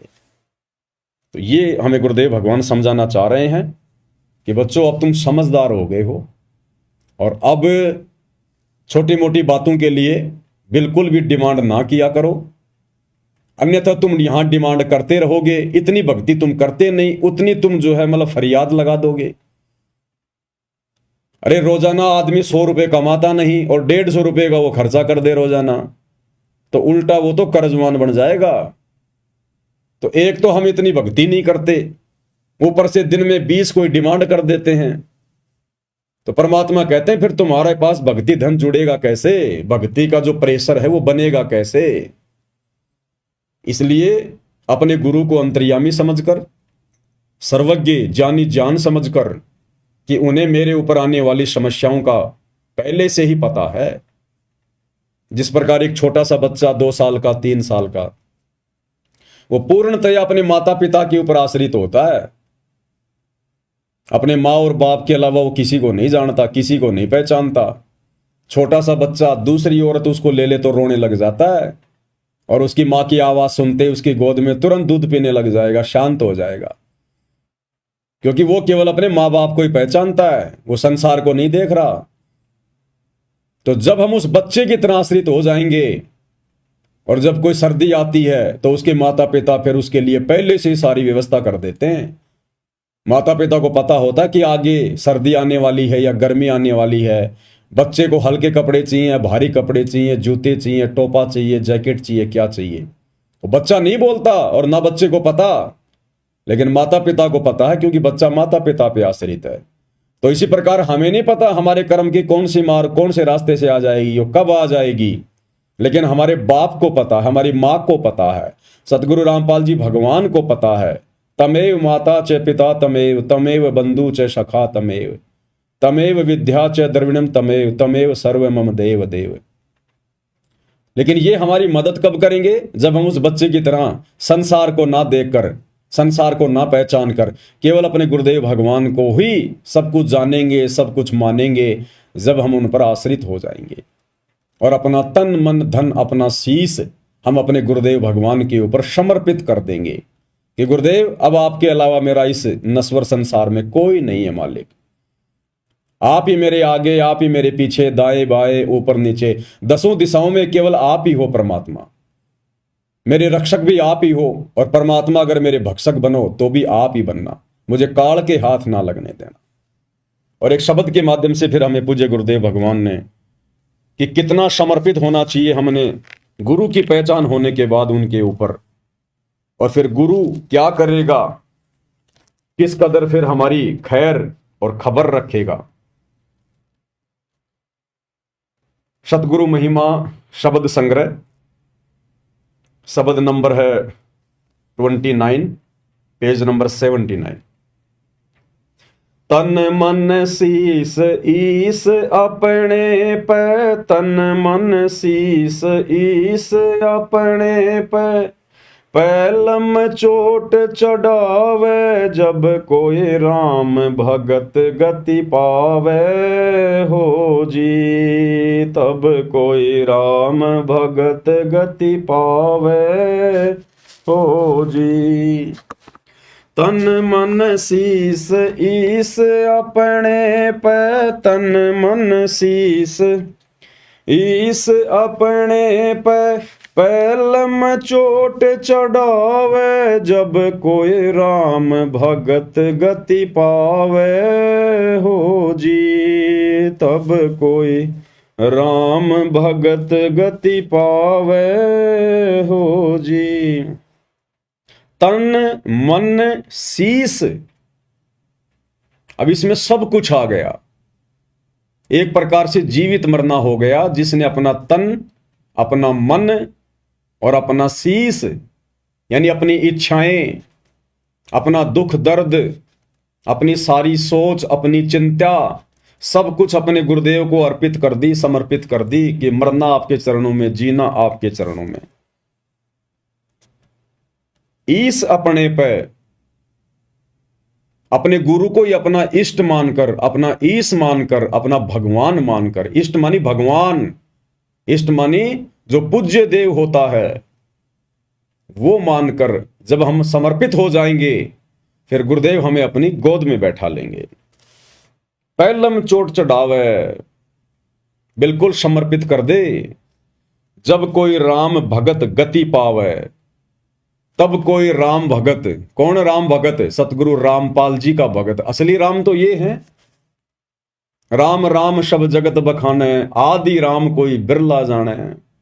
अब रामचंद्र जी जो कि त्रेता युग में आए थे, विष्णु जी के अवतार, राजा दशरथ के बेटे, उनका तो केवल शरीर का नाम था रामचंद्र, राम। असल में वो राम नहीं थे, उनमें गुण राम के नहीं थे, वो तो केवल उनकी पहचान थी, उनका नाम था राम। जैसे किसी का श्याम, किसी का राम, उनके पिता का दशरथ, ऐसे ही उनके शरीर की पहचान थी, उनमें गुण राम का एक भी नहीं था, एक भी। वो समस्त गुण उस कबीर देव जो असली राम है, आज धरती पर सतगुरु रामपाल जी के रूप में प्रकट हैं। ये है वो राम। जब कोई राम भगत गति पावे हो जी, तब मोक्ष होगा आत्मा का। भाई सतगुरु तिलक अजपा माला, युगत जटा रखवावे। सतगुरु तिलक अजपा माला, युगत जटा रखवावे। जत को पीन सत्य का चोला, भीतर भेख बनावे। जब कोई राम भगत गति पावे हो जी, जब कोई राम भगत गति पावे हो जी। क्या कह रहे हैं? एक सच्चे भगत ने, सत सेवक ने सत्सेवक का मतलब होता है सच्चा भगत। सत्य यानी सच्चा, दृढ़, मर्यादाओं का पक्का, और सेवक यानी सतगुरु का भगत। तो कहते हैं जो सत्सेवक होगा, जो सच्चा भगत होगा, सतगुरु तिलक, वो अपने गुरुदेव भगवान को सर्वोपरि रख के चलेगा। सतगुरु तिलक, जैसे तिलक यहां लगाते हैं माथे पर सबसे ऊपर सम्मान के लिए, तो गुरुदेव कहते हैं जो सच्चा भगत होगा वो अपने गुरु जी को अति पूजनीय मानकर भक्ति करेगा, सर्वोपरि स्थान पर रखेगा कि गुरु समान नहीं दाता रे जग में, गुरु समान नहीं दाता, कि मेरे गुरु के अलावा और कोई नहीं संसार में, मेरे लिए प्रथम और अंतिम केवल मेरे गुरुदेव भगवान हैं। सतगुरु आदि अनादि है, सतगुरु मद है मूल, और सतगुरु को सिजदा करूं एक पलक नहीं भूल। तो कहते हैं अपने तिलक की जगह अपने पूज्य गुरुदेव भगवान को रखना चाहिए, अपने शीश पर, अपने माथे पर सतगुरु तिलक और जप्पा माला। और यदि सतनाम मिल गया है तो कहते हैं उसमें लो लगा देनी चाहिए, दिन रात उसका सुमरण। भाई और बहनों, सतनाम केवल उस 2 मंत्र के नाम को ही नहीं कहते, सतनाम कहते हैं सच्चे नाम को। जो प्रथम नाम है वो भी सतनाम है, क्योंकि वो इन देवी देवताओं का वो सतनाम है, उनके भक्ति बीज है, उनके बीज मंत्र हैं, मूल मंत्र हैं। तो प्रथम मंत्र जो कि 7 मंत्र का होता है वो भी सतनाम है, सच्चा नाम है। 2 अक्षर का जो है वो भी सतनाम है, सच्चा नाम है। सार नाम है वो भी सतनाम है, सच्चा नाम है। उसके बाद कहते हैं जो शब्द, जो मंत्र गुरुदेव भगवान से प्राप्त हो जाए फिर उसके ऊपर लो लगा देनी है। और युगत जटा रखवावे, युगत जटा कहते हैं इस जटा की जरूरत नहीं है, लंबे लंबे बाल बधाने की जरूरत नहीं है। युगत जटा, युगत यानी विधि, कहते ना योग युगत की विधि बतावे। मन इंद्री पे पैरा हो, जगन्नाथ एक मंदिर बनवा दे। योग युगत, तो कहते हैं युगत जटा रखवावे, यानी जो भक्ति हमें गुरुदेव भगवान ने दी है उस विधि से भक्ति करे, उन मर्यादाओं में रहकर भक्ति करे।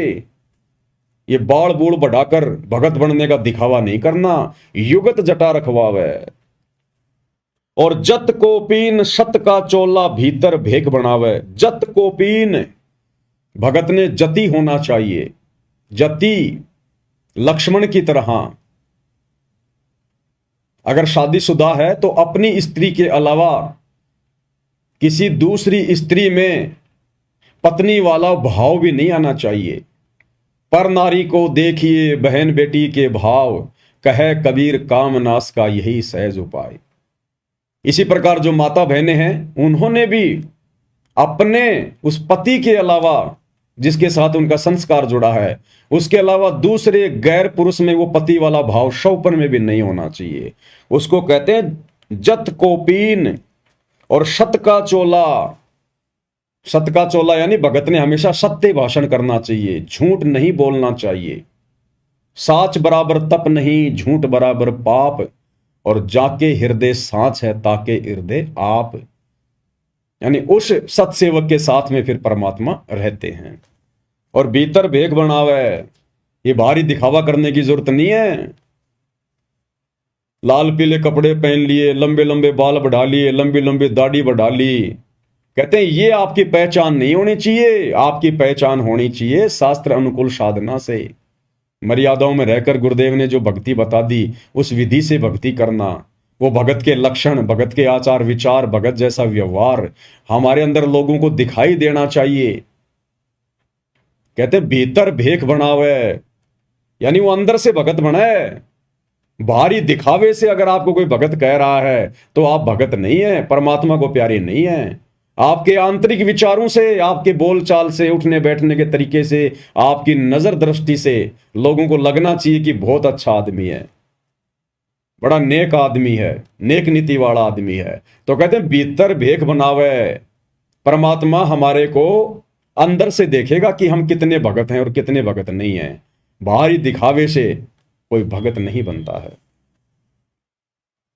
भाई लोक लाज मर्याद जगत की तृण ज्यों तोड़ बगावे। लोक लाज मर्याद जगत की तृण ज्यों तोड़ बगावे।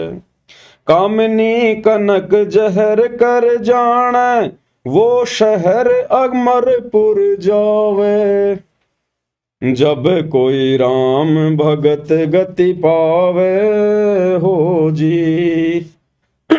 जब कोई राम भगत गति पावे हो जी। क्या कह रहे हैं गुरुदेव भगवान? लोक लाज मर्याद जगत की तिनके जो तोड़ बगावे। इस भक्ति मार्ग में गुरुदेव ने बताया यदि हमने सफल होना है तो सबसे बड़ी जो बीमारी है, सबसे बड़ा जो रोग है, उसमें एक है लोक लाज और समाज की फालतू की मर्यादाएं, फालतू के नियम परंपराएं। कहते हैं अगर भगत ने भक्ति मार्ग पर सफल होना है वास्तव में, तो मौका तो गुरुदेव ने दे ही दिया, सत भक्ति दे दी, मार्ग तो हमारे को गुरुदेव ने बता ही दिया। उस मार्ग पर चलना तो हमने ही पड़ेगा। उस मार्ग की तमाम बाधाओं को तोड़ना, साइड में करना, वो हमने पड़ेगा। तो कहते हैं लोक लाज मर्याद जगत की तिनके जो तोड़ बगावे। बिल्कुल भी ना शर्मावे, बिल्कुल भी ना डरे, बिल्कुल भी ना घबरावे। अगर हम जिस परिवार में रह रहे हैं, जिस समाज में रह रहे हैं, रिश्तेदारी, अगर हमारी मर्यादाओं के बीच में अगर उनकी कोई परंपरा बाधा बन के खड़ी होती है जहां हमारी मर्यादा टूटनी हो, कहते हैं कोई शर्म नहीं करनी, चाहे जीजा हो, चाहे फूफा हो, चाहे साड़ा हो, चाहे मामा हो, कोई भी हो। हाथ जोड़ लेने, लड़ाई झगड़ा नहीं करना, मनमुटाव नहीं करना, ऊंचा नहीं बोलना, आधीन भाव से कि भाई देखो मैं तो उपदेशी हूं, आप लोगों को पता ही है, मैंने उपदेश ले रखा गुरुदेव का और ये हमारी मर्यादाओं में नहीं है, मैं इसमें आपका कोई सहयोग नहीं कर सकता, माफी चाहता हूं। फिर वो चाहे नाराज हो चाहे प्रसन्न हो, वो अगले का काम है। हमने वहां से तुरंत बैक हो लेना है, उन समाज की मर्यादाओं से बिल्कुल हट जाना है। और अगर लोक लाज में आ गए, शर्मा शर्मे में आ गए, दबाव में आ गए, अब लोक लाज में शर्मा शर्मे में आकर मर्यादा वो ही तोड़ेगा जो ज्ञान अच्छे से नहीं समझेगा। और मर्यादा टूटी तो फिर गए हम काम से, सावधानी हटी दुर्घटना घटी। मर्यादा तो सबसे ज्यादा कंपलसरी बताई गुरुदेव भगवान ने। और गुरुदेव भगवान ने बताया कि लोक लाज करना भी मर्यादा तोड़ने में आता है। मर्यादा तोड़ने में, जैसे हमारे घर पर कोई रिश्तेदार आ गया, उसको पता है या नहीं पता है कि हम भगत हैं या नहीं हैं, और घर पर आकर अगर उसने बीड़ी का बंडल निकाल लिया बीड़ी पीने के लिए, और आप और हमें पता है कि हम भगत हैं, हमारे घर में परमात्मा का दरबार लगा हुआ, ये सारी चीजें वर्जित हैं, और फिर भी यदि आप लोक लाज में आकर कि मैं कहूंगा तो फूफा जी क्या सोचेंगे, फूफा जी पता नहीं क्या क्या बोलेंगे, उस लोक लाज में आकर यदि हम चुपचाप रहे और उसको बीड़ी पीने दी, तो गुरुदेव कहते हैं कि वो भी तुम्हारी मर्यादा टूटने में आता है। मर्यादा टूटने में कि तुमने उसको रोका क्यों नहीं, टोका क्यों नहीं। और गुरुदेव ने बताया कि इस मामले में जो बच्चे होते हैं ना, वो एक नंबर होते हैं, एक नंबर। बच्चों को कोई लोकलाज का भय नहीं होता, बच्चों को कोई डर नहीं होता कि फूफा जी क्या सोचेगा, मामा जी क्या सोचेगा। वो मुंह के ऊपर बोल देते, मुंह के ऊपर। एक सत्संग में गुरुदेव ने बताया कि लोक लाज करना भी मर्यादा खंडित करने में आता है, मर्यादा खंडित करने में। देखता हूं अगर मिलेगा तो।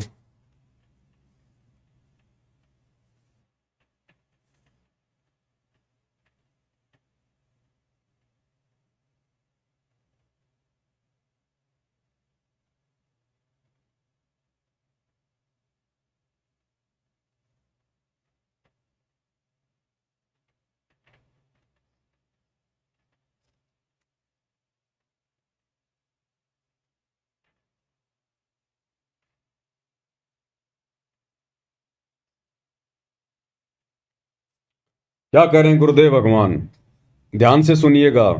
तो अब ऐसा निर्मल ज्ञान पूरे विश्व में फैलेगा। ठीक है, कोई 2-4-10% कर्महीन इंसान होंगे, वो तो अलग बात है। जहां 90% इंसान ठीक हो जाएंगे, उन 10% की पार पड़े को नहीं, उनकी नहीं बसावेगी, उन्हें सीधा होना पड़ेगा। वो भी सीधे हो जाएंगे, विकार रहित हो जाएंगे, शर्माया करेंगे, लुकते फिरा करेंगे।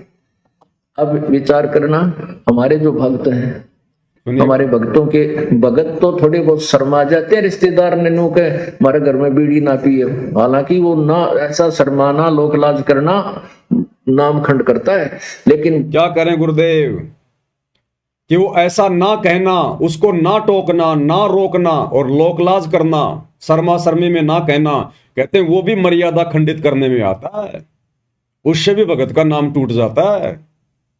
ध्यान से सुन लीजिए। हमारे जो भक्त हैं, हमारे भक्तों के भगत तो थोड़े बहुत शर्मा जाते हैं, रिश्तेदार ने नु के हमारे घर में बीड़ी ना पिए, हालांकि वो ना ऐसा शर्माना, लोकलाज करना नाम खंड करता है। लेकिन बालक तुरंत कह देते हैं कि हमारे घर में बीड़ी नहीं पियोगे आप। तो फिर वो जो बीड़ी शराब पीने वाले हमारे भक्तों के घर में आ भी जाते हैं, तो कहीं छुप के गली में बाहर बैठ के जो करकाओं के देखो बालक तना देख ले इनका, आके फिर टोक दे तू बीड़ी पियो है, तो ऐसे डरा करेंगे फिर ये पाप करते हुए, और धीरे धीरे फिर ये बुराई छूट जाएगी, एक दूसरे को देख कर छोड़ेंगे। अब हमने ऐसे बुराई प्रारंभ की है, एक बीड़ी पीने लग गया, दूसरा दिखाइए, एक बार तो उसको बहुत बुरी तरह खांसी उठे, आंखें में पानी आवे, फिर जो मास्टर है ना पीने वाला, कोई बात ना, मेरा भी नहीं हुआ था, एक बार पी ले, उसने प्या के छोड़े और ट्रेंड कर देता है। ऐसे ही जब हम बुराई से दूर हो जाएंगे, हमारे संग में, हमारे बच्चों के संग में जो व्यक्ति आओगा, उसको भी नहीं कहेंगे भाई यहाँ बीड़ी मत पिए, मेरा धुआं चढ़ता है, मुझे नुकसान होता है, हमारे घर में हानि हो जाती है, तो फिर वो अब शर्मा कर छोड़ देंगे बुराइयों। एक भगत कह रहा था जी, हमारे सारे घर में जो ना मांस खाते थे, हम भी खाते थे, अब ज्ञान हुआ तो मैंने, मेरी माँ ने, पान भाई, उन सब ने नाम ले लिया, मेरा पिताजी ना मान रहे, तो हमने बनाना ही बंद कर दिया।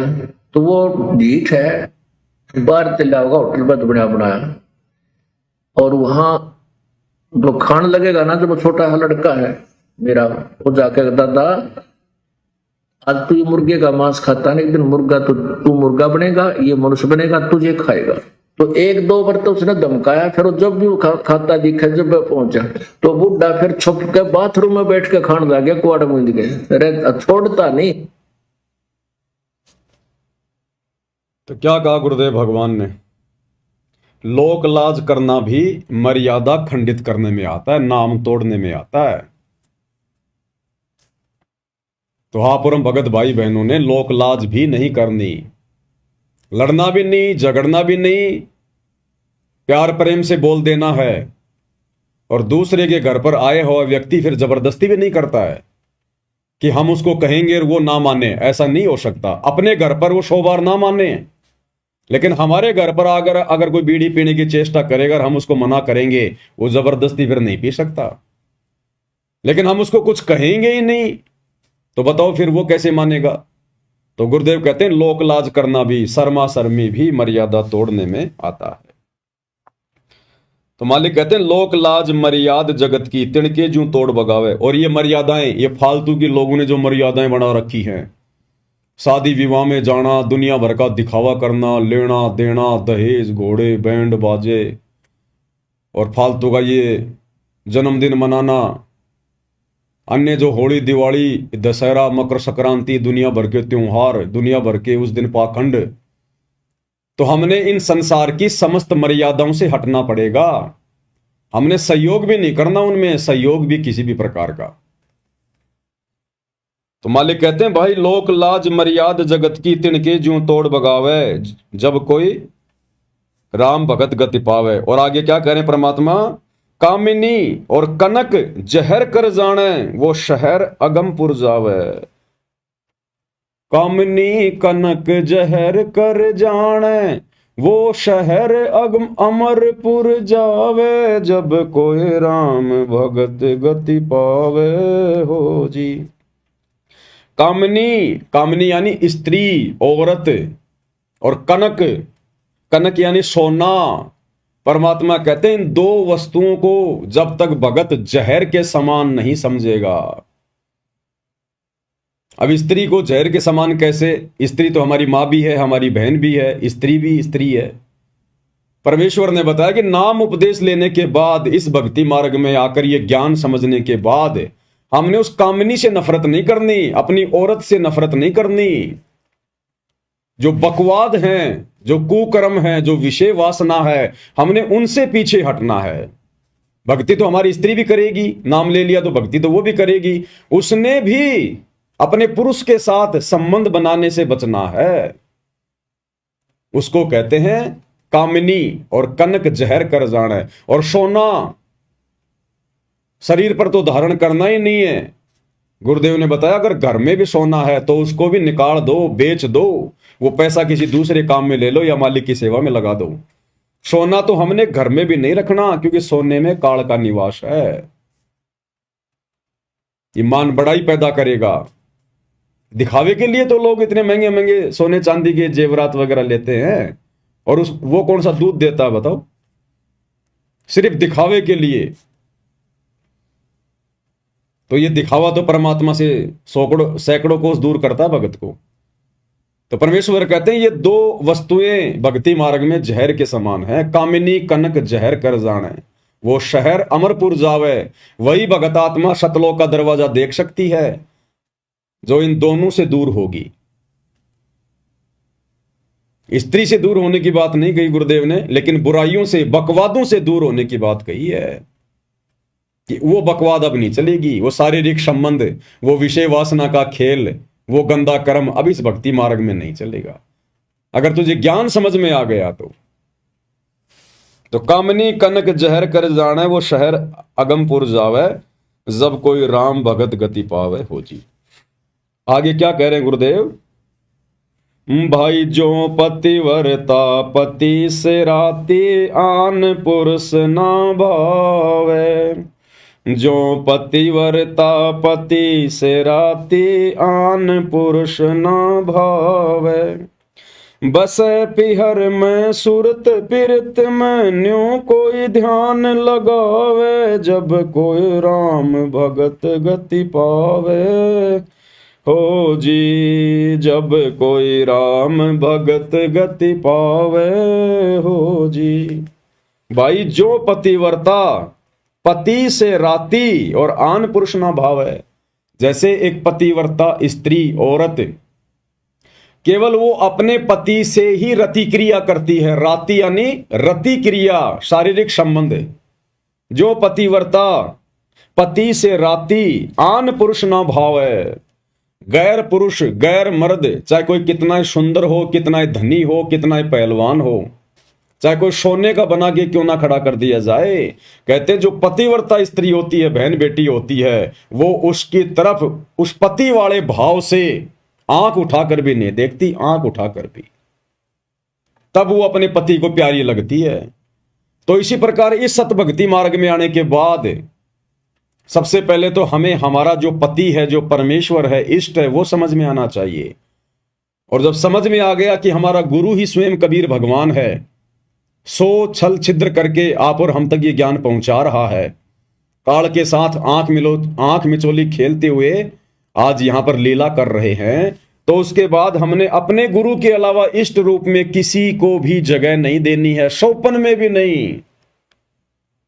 चाहे कोई कितना सुंदर हो, कितना कुछ भी हो, कितना लोभ दे या प्रलोभन दे, कुछ भी करे, एकमात्र सतगुरु रामपाल जी परमेश्वर जी के अलावा सौपन में भी हमने किसी और का बखान नहीं करना, और की महिमा नहीं करनी, और का गुणगान नहीं करना। अब ये पतिव्रता वाला भाव भी केवल साध संगतियों में ही शुरू है। सतलोक आश्रमों से जुड़े हुए 90% भाई बहन अभी पतिव्रता पद पर नहीं है। उन्हें तो परिभाषा का नहीं पता कि पतिव्रता पद क्या होता है। वे अपने गुरु को अपना इष्ट नहीं मानते, अपना पति परमेश्वर नहीं मानते। आज भी वे अपना पति, अपना भगवान, अपना कबीर, उस दाढ़ी मूछ वाली, कागज की समझे जाने वाली कबीर जी की नकली फोटो को मान रहे हैं। और हर साल जून के महीने में उसका प्रकट दिवस मनाते हैं।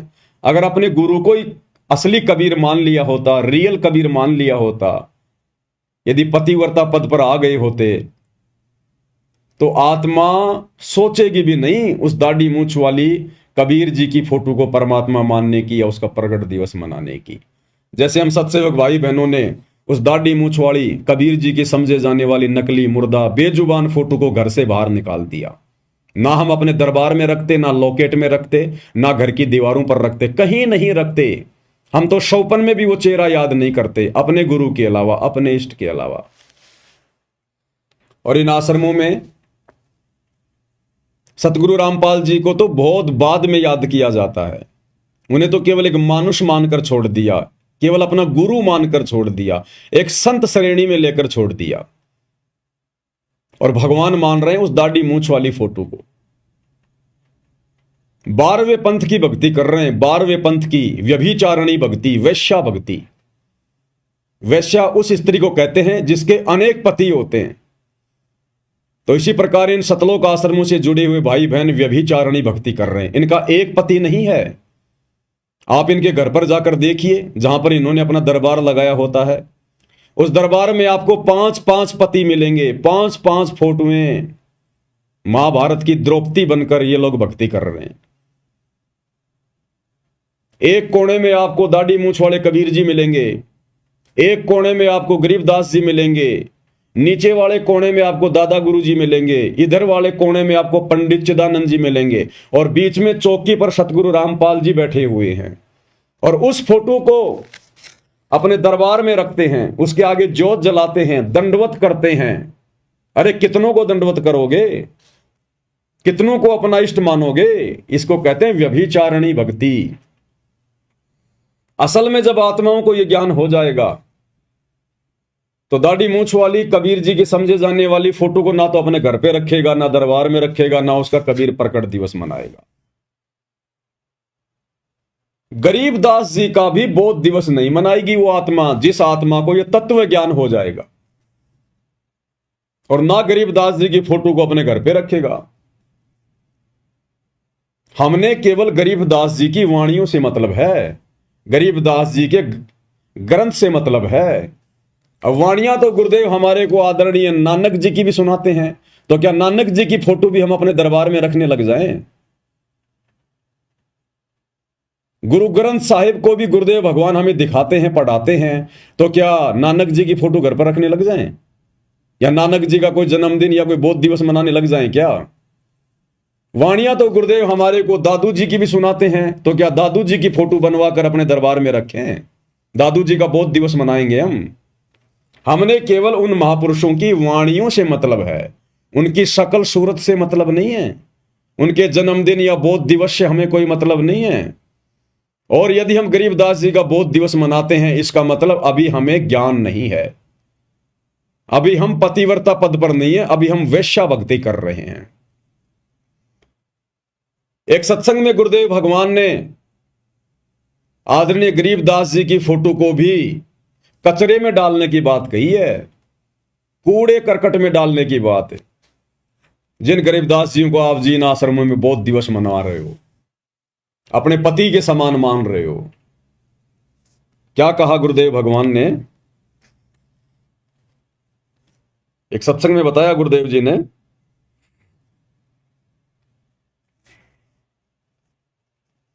छोटा सा सत्संग है।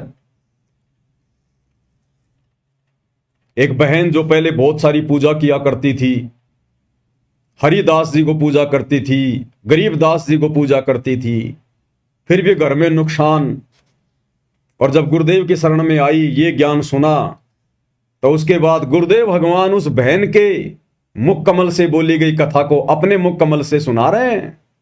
यानी वो बहन तो बोलने में उपचूक कर दे, लेकिन गुरुदेव भगवान ने जो शब्द निकाल दिए वो परम सत्य हैं। तो गुरुदेव भगवान कह रहे हैं, फिर उस बहन ने वो हरिदास जी की, वो गरीबदास जी की फोटोएं सब कचरे में डाल दी। अगर गरीबदास जी आप और हमारे लिए, हम 13वें पंथ की आत्माओं के लिए अगर वो पूजनीय होते, तो गुरुदेव गरीबदास जी की फोटो के लिए तो बोल देते कि भाई कम से कम गरीबदास जी को तो तू कचरे में ना डालती। लेकिन गुरुदेव खुद अपने मुख कमल से बोल गए इसको कहते हैं शब्द सैन सतगुरु की पहचाने, पावे अटल सुहाग रे। हमने गुरुदेव के संकेतों को ही समझना पड़ेगा। परमात्मा संकेत ही छोड़ेंगे और संकेतों को वही समझेगा जो गुरुमुख होगा, जिसको तत्व भेद होगा। तत्व भेद एक न्यारा रे साधु भाई, तत्व भेद एक न्यारा, और समझेगा कोई गुरुमुख प्यारा, तत्व भेद एक न्यारा। तो क्या कह रहे हैं गुरुदेव भगवान? रोटी खा के बच्चे को खाना खिलाया, मैंने खाना बना रही थी, और वो अपना मोटरसाइकिल उठा के चला गया प्रतिदिन की तरह। अपने साथी को लिया, जो साथ ही मकान था थोड़ी दूरी पे, तो चले गए। मैंने वो 2-4 रोटियां और बनाई। रोटी बना करके मैं सोची ला रोटी खा लेती हूँ। मैंने ऐसे ग्रास मुंह की तरफ किया था, इतना में वो लड़का, उसका साथी, उसके भी चोट लगी हुई, कपड़े फटे हुए, थोड़ा बहुत रक्त उससे भी निकल रहा था। वो भाग गया, आया, कहने लगे आंटी मेरे अब भाई की मृत्यु होगी ना, वो एक्सीडेंट हो गया भाई का। अब उसने नो कहा और मेरे हाथ से वो रोटी छूट गई मुंह में, जो एक्सीडेंट खाने के लिए ग्रास उठाया था। अब मैं सिर पे कपड़ा नहीं, पैरों में जूते नहीं, उस बच्चे के पीछे पीछे बहुत बुरी तरह दौड़ ली। उसने स्थान बता दिया था कि वहां एक्सीडेंट हो गया। वहां गई तो वहां मोटरसाइकिल बुरी तरह टूटी हुई पड़ी थी, बच्चा नहीं था। पता चला कि वो किसी हॉस्पिटल, नजदीक ही एक अस्पताल था सरकारी, वहां लेकर गए हैं। वहां जाकर पता चला कि वो, जाते ही पता लग गया कि उसकी मृत्यु हो चुकी है। कहते मैंने द्वार, उस हॉस्पिटल की द्वार का टक्कर मारी, मेरा सिर फट गया, बेहोश हो गई, 7 टांके आए मेरे सिर में। उसके बाद रो रो का बुरा हाल हो गया। और जितनी भी पूजाएं मैं किया करती थी, ठाक है मैंने कुर्डियां पे फेंक दियो, देवताओं की मूर्ति मारती, और वो पितरों की जितने भी पूजाएं मैं करती थी, क्योंकि मैं ढेर सारी पूजाएं करती थी। मैंने कोई स्थान नहीं छोड़ा, जिसने भी जो बता दिया कि वहां भी जाइए, वहां भी जाइए, है सारे सब पूजाएं मैं करती थी। देवी देवताओं की, ब्रह्मा विष्णु जी की, शिव जी की, हनुमान जी की, संतोषी माता की, शेराणी माता की, बाबा श्याम जी की, यानी जो भी, हरिदास जी की, गरीबदास जी की, यानी जहां भी जिसने मुझे नियर, हरिदास जी की, गरीबदास जी की, हनुमान जी की, सबकी फोटोएं उतार के उसने कहां डाल दी? कचरे में डाल दी, डस्टबिन में डाल दी। अगर गरीबदास जी आप और हमारे लिए यदि पूजनीय होते, यदि गरीबदास जी की पूजा करनी होती, उनकी फोटो दरबार में रखनी होती, यदि उनका बोध दिवस मनाना होता, तो गुरुदेव भगवान यहां ये संकेत ना करते। गरीबदास जी की, हरिदास जी की, सबकी फोटो उसने कहा डाली? कचरे में। तो बताओ भाई और बहनों, आप और हम क्या पूज रहे हैं फिर वर्तमान में? फिर आप और हम किस गरीबदास जी का बोध दिवस मना रहे हैं? क्यों मना रहे हैं? जब तक ज्ञान नहीं, इसलिए मना रहे हैं। ये सत्संगों में परमात्मा ने सारे भेद दे रखे, सारे भेद। खुल के नहीं कहेगा परमात्मा कि बस एक मेरी पूजा करो, बाकी सबको छोड़ दो। और वाणी में कह दिया कि एक के सादे सब सदे, सब सादे सब जाए, और माली सींचे मूल को फले फूले अगाए। और स्पष्ट कर दिया, गुरु समान नहीं दाता रे जग में, गुरु समान नहीं दाता। अब इससे ज्यादा और क्या कहेंगे? हम जानवर नहीं है जो खुल के बताएंगे, नाक में नाथ डाल के समझाएंगे। ये तत्व ज्ञान इसीलिए दिया है और मनुष्य जन्म इसीलिए दिया है, ताकि हम संकेतों को समझ जाएं। तो क्या कह रहे हैं गुरुदेव? हरिदास और गरीबदास जी की फोटो भी उस बहन ने कहां डाली? कचरे में। इसी प्रकार वो दाढ़ी मूछ वाली, वो कबीर जी की समझे जाने वाली नकली फोटो, इन सब का स्थान कहां है? वो कचरा। दास ने आज से 2-3 साल पहले कहा था, जब हिसार जेल से ये पूज्य गुरुदेव भगवान के नाम से ऑडियो वीडियो आनी शुरू हुई थी, तो दास ने कहा था कि इन वीडियो पर कुत्ते पेशाब करते हैं, कुत्ते। तो एक भाई था जयपुर का, बड़ा आग बबूला हो गया, जैसे सारा ज्ञान उसी को समझ में आ गया हो, और उस बात को लेके वो 10-20 सत्सेवकों को तोड़ के ले गए अपने साथ मैनेजमेंट में, कि ये तो गुरु जी की फोटो के ऊपर कहता कि कुत्ते मूतते हैं। अरे भैया, कलयुग की पिछली पीढ़ी है, एआई का जमाना है। दास 1-2 दिन में वीडियो बना के समझाएगा किस प्रकार से वर्तमान में हिसार जेल से ये जितने भी जो फर्जी आदेश आ रहे हैं, ये सब गुरु जी के एआई वीडियो बनाए जा रहे हैं। AI आवाज आ रही है, कोई सत्यता नहीं है। बचाव का एक ही तरीका है, केवल गुरुदेव के ज्ञान को आधार बनाकर भक्ति की जाए। इन ऑडियो वीडियो के चक्कर में नहीं गुरुजी लाइव आ रहे हैं, जेल से लाइव आ रहे हैं, आ रहे हैं नहीं आ रहे हैं, हमारे लिए वर्तमान में कोई औचित्य नहीं है सिवाय उनके सत्संगों के अलावा। तो गरीबदास जी की फोटो को गुरुजी कह रहे हैं कचरे में, और ये बात यदि मैं बोल देता तो पता नहीं क्या फिर ये लोग बवाल उठा देते। लेकिन यहां तुम्हारा बाप सतगुरु रामपाल जी भगवान साथ साथ में प्रमाण देते हैं। ये दास अगर कुछ बोल भी जाता है ना तो परमात्मा 2-3 महीने बाद में अपने सत्संग में उसका प्रमाण दे देते हैं कि ये नहीं बोलता, इसको मैंने बुलवाया था।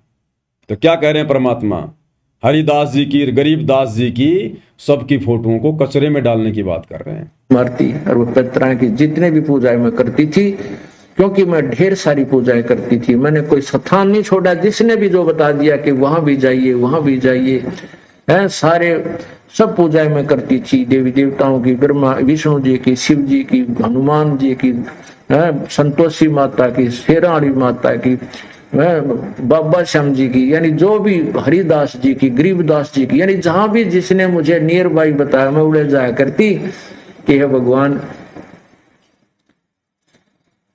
मेरे बच्चे की लंबी आयु देना। परमात्मा कहते हैं आए है कि जो खावे ताको, जो बक्षक ताको विश्वासा, और जो रक्षक उसते ये फिरे उदासा। जो इनको खाता है, जो भक्षक है, उसको तो ये भगवान मान रहे हैं काल को तो, और जो रक्षक है कबीर परमात्मा उससे उदास फिरते हैं, कहते ना तू भगवान नहीं। तो सुन लिया भाई और बहनों, पूज्य गुरुदेव भगवान के मुख कमल से दास अपनी तरफ से कुछ नहीं बोलता है, या जो भी परमात्मा बुलवाते हैं अपनी सत्य प्रेरणा के आधार से बुलवाते हैं, और समय आने पर परमात्मा फिर उसका प्रमाण भी देते हैं। अब कई जो नए नए भगत भाई बहन होते हैं इस ज्ञान को इतना समझ नहीं पाते। जो लोग ज्यादा शाणे हैं, चतुर हैं, उनको भ्रमित कर देते हैं। वो कहते हैं फिर गुरुजी क्यों पूजा करते थे दाढ़ी मूंछ वाले कबीर जी को, गुरुजी क्यों उसका प्रगट दिवस मनाते थे। गुरुजी भी तो गरीबदास जी का बोध दिवस मनाते थे आश्रम में। भाई आप और हम गुरुजी नहीं हैं, वो काम गुरुजी किया करते थे, आप और हम जीव हैं। इस 21 ब्रह्मांड के जो कर्म है आप और हमारे ऊपर लागू हैं, गुरु के ऊपर लागू नहीं है। परमेश्वर अपनी वाणी में कहते हैं शिष्य पूजे गुरु आपना, कि जो शिष्य होता ना उसने केवल अपने गुरु की ही पूजा करनी चाहिए। शिष्य पूजे गुरु आपना और गुरु पूजे सब साध, और जो गुरु होता है वो सबकी पूजा करेगा। गरीबदास जी को भी पूजेगा, कबीर जी को भी पूजेगा, मुनिंद्र को भी पूजेगा, अपने गुरु को भी पूजेगा, सबको पूजेगा। तो कहते हैं शिष्य पूजे गुरु अपना, शिष्य का धर्म केवल यही है अपने गुरु की पूजा करे और किसी की ना करे।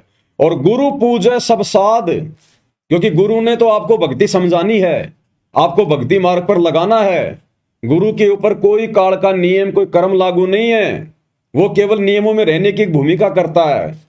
तो उसने तो हमारे को सभी महापुरुषों की वाणियां समझानी है, ज्ञान समझाना है। गुरु तो सबका ही जो है वो पूजा पाठ करेगा, जो मर्जी करेगा। लेकिन भगत के लिए क्या आदेश है, शिष्य पूजे गुरु अपना और गुरु पूजे सब साध।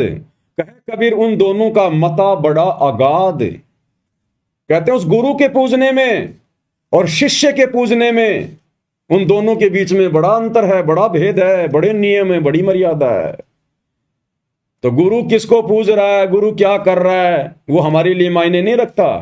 हमने गुरु की जो करनी है उसको देख के नहीं चलना, गुरु की जो कथनी है, गुरु ने जो कथनी, जो कथ दी अपने सत्संगों के माध्यम से, हमने उसको आधार बना के चलना है, उसको भक्ति करनी है। तो गुरु ने कह दिया सब साध है कि भाई मालिक की जो वाणी है कि एक के साधे सब सदे और सब साधे सब जाए और माली सींचे मूल को फले फुले गाए। तो हमने केवल एकमात्र अपने गुरुदेव की ही पूजा करनी है, उन्हीं को साधना है। उनकी साधना में, उनकी पूजा में सबकी पूजा आ गई। अगर हम पेड़ की, अगर हम जड़ की पूजा करेंगे, जड़ में अगर हम खाद डालेंगे, पानी डालेंगे, तो वो खुराक पूरे पेड़ को जाएगी। हमने अलग से टहनियों को खाद देने की जरूरत नहीं है, और जो टहनियों को खाद देगा लोग उसको मूर्ख कहेंगे। हमने उनकी पत्तियों में खाद डालने की जरूरत नहीं, पानी डालने की जरूरत नहीं है। अगर कोई डालता है तो उसको लोग मूर्ख कहेंगे। उस पेड़ की जड़ में ही हमने पानी डालना होगा, खाद डालनी होगी, और कहीं नहीं। तो इसी प्रकार यदि हमने भक्ति पर सफल होना है, मोक्ष प्राप्त करना है, तो एकमात्र जो भक्ति की जड़ है, जो भक्ति का मूल है, सतगुरु, हमने केवल उन्हीं की पूजा करनी है, उन्हीं की सेवा करनी है। अन्य ना गरीबदास जी की, ना दाढ़ी मूछ वाले कबीर जी की, ना हमारे दादा गुरु जी की, ना पंडित जो है चिदानंद जी की, ना किसी और की। उन महापुरुषों की वाणियां यदि हमारे लिए उपयोगी हैं, भक्ति में सहयोगी हैं, तो हमने उनकी वाणियों का सहारा लेना है, उनकी फोटोओं का सहारा नहीं लेना। उनके जन्मदिन और उनके वो प्रकट दिवस और उनके वो बोध दिवस नहीं मनाने हमने, अन्यथा फेल हो जाएंगे फिर भक्ति मार्ग पर। तो परमेश्वर कहते हैं, जो पतिव्रता पति से राती आन पुरुष ना भावै। हमने भी उसी पतिव्रता स्त्री की तरह भक्ति मार्ग पर पतिव्रता आत्मा का रोल निभाना है। अपने गुरु के अलावा हमने शौपन में भी किसी और अन्य देव या महापुरुष या साधु संत की तरफ आंख उठा के भी नहीं देखना।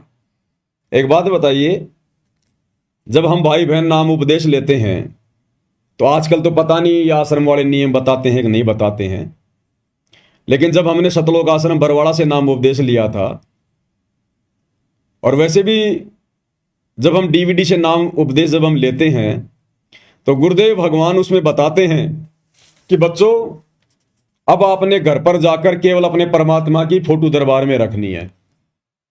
उस दरबार में अन्य किसी भी साधु संत महात्मा की फोटो नहीं रखनी। बोलते कि नहीं बोलते गुरुजी कि आपने दरबार में अब अन्य किसी देवी देवता या साधु संत महात्मा की फोटो नहीं रखनी है। तो गरीबदास जी कौन है? अन्य साधु संत हैं, अन्य महात्मा हैं। वो 12वें पंथ के गुरु थे। अब 12वें पंथ के गुरु की फोटो हम अपने गुरु जी के बराबर में क्यों रखें? हमारे गुरु जी तो 13वें पंथ के गुरु हैं ना, हम 12वें पंथ के पंथी, हम तो 13वें पंथ के पंथी हैं। जब हमारा गुरु ही अलग है तो हम उनकी फोटो क्यों रखें? तो गुरुदेव ने तो स्पष्ट कर दिया, संकेत कर दिया कि बच्चों, दरबार में अन्य किसी भी देवी देवता और साधु संत महात्मा की फोटो नहीं रखनी। तो गरीबदास जी संती तो थे 12वें पंथ के, हमारे दादा गुरु जी संती तो थे, पंडित चिदानंद जी संती तो थे, कबीर जी की दाढ़ी मूछ वाली फोटो वो नकली फोटो, वो भी एक संत के रूप में थे, संत की भूमिका में थे, हम क्यों रखें? वर्तमान में जो महापुरुष आया हुआ है, जो हमारे गुरु हैं, जो हमें हर प्रकार से भक्ति दे रहे हैं, मर्यादाओं का पाठ पढ़ा रहे हैं, हमारे 100 काम कर रहे हैं, तो हमने तो उनके गुणगान गाने पड़ेंगे ना, उनकी महिमा करनी पड़ेगी, उनकी भक्ति करनी पड़ेगी, उनकी पूजा करनी पड़ेगी, उन्हीं को प्रथम महत्व देना पड़ेगा।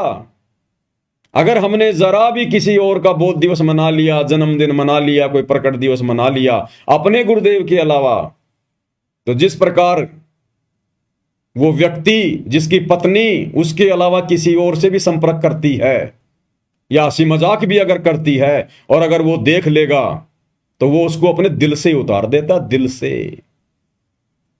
तो भाई, अगर सतगुरु के दिल से उतरना है तो पूजो सबको, 2 4 5 10 आसपास के गांव के साधु संत महात्माओं की फोटो भी रख लो।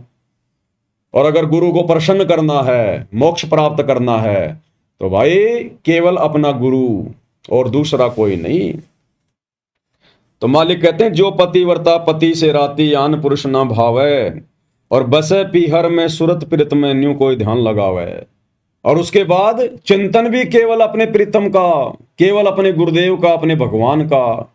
वो बहन बेटी जिसकी शादी होती है, फिर जब वो वापस अपने पीहर आती है तो रहती अपने माता पिता के पास है, काम धंधा भी करती है, लेकिन उसकी सुरती पल पल अपने पति में रहती है, अपने ससुराल में रहती है। वहीं पर मेरा पति क्या कर रहा होगा, कैसे खा रहा होगा, कैसे रह रहा होगा, वो चिंतन मनन हमेशा अपने पति का ही करती रहती है मनी मन में।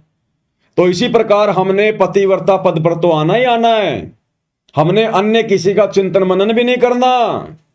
अब इन आश्रमों में जब गरीबदास जी का बोध दिवस मनाते हैं तो किसका चिंतन मनन करते हो भाई? गरीबदास जी के नाम से तुम वो दिन मना रहे हो, वो प्रोग्राम कर रहे हो, तो वो दिन तो जो है गरीबदास जी का हो गया।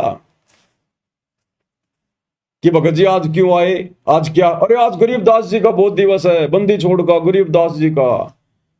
वो गरीबदास जी का चिंतन मनन हो गया। गुरु चाहे हमें लाख गरीबदास जी की वो कथा सुनाए, वो हमें गुरु समझा रहा है, लेकिन हमने गरीबदास जी का बोध दिवस नहीं मनाना। नहीं तो फिर ये वैश्या भक्ति में आ जाएगा, व्यभिचारणी भक्ति में आ जाएगा। गरीबदास जी का 12वां पंथ था और 12 पंथ चलाए थे काल ने। भले ही परमात्मा अपना रूप चेंज करके और गरीबदास जी के रूप में आए, लीला की, लेकिन वो पंथ तो काल का ही था। हम 13वें पंथ के पंथी हैं, हमें 12वें पंथ के गुरु से कोई लेना देना नहीं। और वैसे तो ज्ञान तो गुरुदेव कहते हैं अगर हमारे को अगर गधे से भी मिल जाए तो भी ले लेना चाहिए। गरीबदास जी की तो बात ही अलग है। अगर कोई अच्छी शिक्षा, अच्छा ज्ञान यदि हमें नकली संतों से मिल जाए तो वो भी ले लेना चाहिए, लेकिन नकली संतों की फिर पूजा थोड़ी करने लग जाएंगे, उनका बोध दिवस थोड़ा ना मनाने लग जाएंगे हम। ऐसे तो फिर ना जाने परमात्मा कितने रूप में भिन्न भिन्न आए। फिर तो सतयुग में यही कबीर भगवान है, जिसको मान रहे हो कि वे 650 साल पहले आए थे कबीर जी, दाढ़ी मूंछ वाले, जिनकी तुम फोटो रख रहे हो, कबीर प्रकट दिवस मना रहे हो, तो वही कबीर जी तो द्वापर में भी आए थे करुणामय ऋषि के रूप में। बना लो एक फोटो, क्या जाता है तुम्हारा। वैसे भी तुम आजकल सारी फोटो एआई से बना रहे हो। जब से हम सत्सेवकों ने दाढ़ी मूंछ वाले नकली कबीर की फोटो फाड़ी है, तुम आश्रम वालों ने एआई से लंबी लंबी दाढ़ी मूंछ वाले गोरे गोरे से कबीर जी बना लिए, तो एक करुणामय जी भी बना लो। फिर त्रेता युग में परमात्मा ऋषि मुनिंदर के नाम से आए थे, एक मुनिंदर की फोटो भी बना लो। सतयुग में सतसुकृत नाम से आए थे, एक सतसुकृत वाली फोटो भी बना लो। और इनके भी बोध दिवस मनाना शुरू कर दो, तुम्हारा तो बहुत अच्छा धंधा चलेगा। तुम्हारे तो तीन जो है पाठ और बढ़ जाएंगे 3-3 दिन के, कि भाई फला फला दिन को और ऋषि करुणामय जी का प्रकट दिवस है, फिर ऋषि सुसकृत जी का प्रकट दिवस है, मुनिंदर जी का प्रकट दिवस है। अरे तुम लोगों ने मुनिंदर जी के नाम से मुनिंदर धर्मार्थ ट्रस्ट तो बना ही लिया, अरे उनका प्रकट दिवस भी मनाने लग जाओ। और उससे भी जी ना भरे तो मुनिंदर जी का निर्वाण दिवस, सतसुकृत जी का निर्वाण दिवस, करुणामय जी का निर्वाण दिवस, वो भी मनाने लग जाओ। तो ये व्यभिचारणी भक्ति है, वैश्या भक्ति है, इससे गुरु प्रसन्न नहीं होगा। तो कहते हैं हमने चिंतन मनन भी एकमात्र अपने गुरुदेव भगवान का करना है। जैसे वो पतिव्रता स्त्री बहन बेटी पीहर में रहकर भी अपने पति के विषय में ही चिंता करती रहती है। बसे पीहर में सुरत पिरत में न्यू कोई ध्यान लगावे, जब कोई राम भगत गति पावे।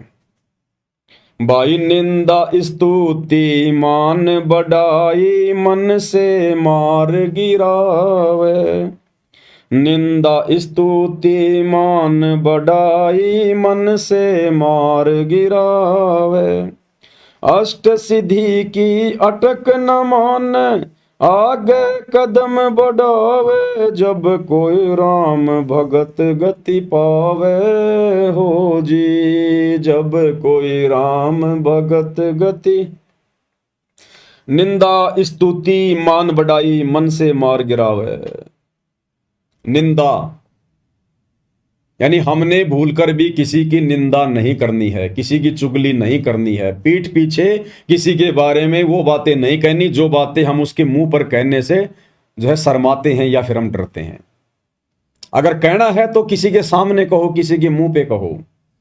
जो बातें हम किसी के सामने कहने की हिम्मत नहीं कर सकते, पीठ पीछे भी मत कहो, अन्यथा वो फिर निंदा में आएगी कि वो ऐसा बोल रहा था, उसने ये कर दिया, उसने वो कर दिया। हां, अगर कोई सत्य बात है तो वो चाहे पीठ पीछे कहो, वो निंदा चुगली में नहीं आती। चोर को चोर कहना चाहे पीठ पीछे कह दो चाहे सामने से कह दो, वो निंदा चुगली में नहीं आती। परमात्मा कहते हैं, वाणी है परमपिता परमेश्वर जी की, कि साचा शब्द कबीर का प्रकट किया जगमाही, और जैसे को तैसा कहे सो तो निंदा नहीं। अगर कोई भगत है, भक्ति मार्ग के विपरीत जा रहा है, भगत भाई बहनों को भ्रमित कर रहा है, तो उसके बारे में, उसकी गलतियों के बारे में अन्य भगत भाई बहनों को बताना, समझाना, वो निंदा चुगली में नहीं आता। जैसे दुनिया भर के साधु संत महात्मा नकली, गुरुदेव भगवान इनकी खाल उतारते हैं ज्ञान आधार से, वो निंदा चुगली नहीं है। ये सतलोक आश्रम वाले गुरुदेव के बेटा बेटी भाई बंधु रिश्तेदार सारे भक्ति विरुद्ध कुकर्म कर रहे हैं, हम इनके ऊपर वीडियो बनाते हैं, ये निंदा चुगली में नहीं आता है। निंदा चुगली वो है जब आप किसी से राग द्वेष ईर्ष्या करके, आप किसी से जलन करके और व्यर्थ में उसके खिलाफ भोगते हो, तो वो भगत ने नहीं करना चाहिए। उससे भगत का भी अंतःकरण जो है मैला होगा और भक्ति का भी नाश होगा। स्तुति, अगर हमारी कोई मान बढ़ाई कर रहा है, हमारी कोई महिमा कर रहा है, हमारे बारे में मीठे मीठे गीत गा रहा है, और यदि हमें सुनने को मिल गए या किसी के माध्यम से सुनने को मिल गए, तो हमने किसी की उस स्तुति से हमने गुबारी की तरफ फूलना नहीं है। हमने अपने अंदर मान बढ़ाई पैदा नहीं करनी है। जैसे कोई किसी के गले में माला डालता है, फिर वो बड़ा खुश होता है, प्रसन्न होता है, उसके नाम के जयकारे लगते हैं, या कोई किसी के बारे में ऊंची ऊंची बढ़ा चढ़ा के बातें करता है। तो इसी प्रकार हमारी चाहे कोई कितनी ही बढ़ाई क्यों ना करे, अगर हमने कोई अच्छा काम किया है, उसकी भी अगर हमारी कोई बढ़ाई कर रहा है, तो भी हमने उस बढ़ाई को अपने ऊपर नहीं लेना कि नहीं, जो भी कुछ कर रहे हैं मेरे गुरुदेव भगवान कर रहे हैं, आज उनकी रजा से ही सब कुछ हो पा रहा है, मेरी 2 कोटि के जीव की क्या औकात है। तो अगर हमारी कोई स्तुति कर रहा है, कोई महिमा कर रहा है, हमें कोई इज्जत दे रहा है, तो हमने गुबारी की तरफ फूलना नहीं है कि मेरी कोई औकात नहीं। अगर मैंने ये अच्छा काम किया है तो मेरे गुरुदेव भगवान के आशीर्वाद से, उनका ज्ञान लेने के बाद किया है, तो सारा का सारा जो क्रेडिट है, जो श्रेय है, मेरे पूज्य गुरुदेव जी को जाता है। तो हमने किसी के द्वारा की गई जो स्तुति है उससे भी हमने प्रसन्न नहीं होना है। निंदा स्तुति मान बढ़ाई, मान बढ़ाई, हमने मान बढ़ाई में नहीं आना बिल्कुल भी, अहंकार में नहीं आना बिल्कुल भी, हमने ऊपर मुंह करके नहीं चलना, अपने अंदर अहंकार भाव पैदा नहीं करना। 2 कोटि के जीव हैं, हमारी औकात क्या है गुरुदेव ने सृष्टि रचना सुनाकर बता दी। तो हमने अपनी औकात में रहना है। मन से मार गिरावे, यानी हमने इनके निकट भी नहीं जाना है। कोई हमारे बारे में चाहे अच्छे गीत गाए, चाहे कोई बुरे गीत गाए, वो अच्छे बुरे गाने वाला जाने, हमने तो सहज भाव में, आधीन भाव में, दास भाव में रहना है। अष्ट सिद्धि की अटक न माने, आगे कदम बढ़ावे। अष्ट सिद्धि और 9 निधि। अष्ट सिद्धि यानी चाहे कितनी कोई सिद्धियां, चाहे हमारे अंदर चाहे कोई वचन सिद्धि, कोई शब्द सिद्धि क्यों ना आ जाए, पहली बात तो हमने उनका प्रयोग हमने करना ही नहीं है। हमने तो जो मर्यादा गुरुदेव ने बता दी, जो नियम बता दी, उस आधार से अपनी भक्ति करनी है। हमने बिल्कुल भी ना कोई इच्छा करनी है, चाहे परमात्मा हमारे ऊपर कितना धन क्यों ना बरसा दे, हमने कोई अहंकार भाव में नहीं आना है।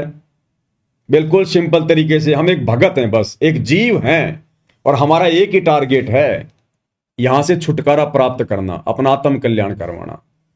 तो चाहे अष्ट सिद्धि आओ, चाहे 9 निधि आओ, चाहे परमात्मा धन बरसाए, चाहे गरीबी में रखे, चाहे हमारी कोई बढ़ाई करे, चाहे बेइज्जती करे, चाहे कोई निंदा करे, हमने हर प्रकार से जीवित मरने वाली रिहर्सल करनी है। जीवित मरने वाली। जब आदमी मर जाता है तो मरने के बाद कोई रो रहा है, कोई उसके अच्छे कर्मों की उसकी बढ़ाई कर रहा है कि बड़ा अच्छा आदमी था, इतने अच्छे अच्छे काम किए इसने। कोई रो रहा है कि हाय मेरा बेटा मर गया, मेरा बाप मर गया। साइड में 2-4 कोई मेरे जैसे कोई गालियां भी निकालते रहते हैं कि अच्छा हुआ मर गया, निकम्मा आदमी, एक धेले का नहीं था।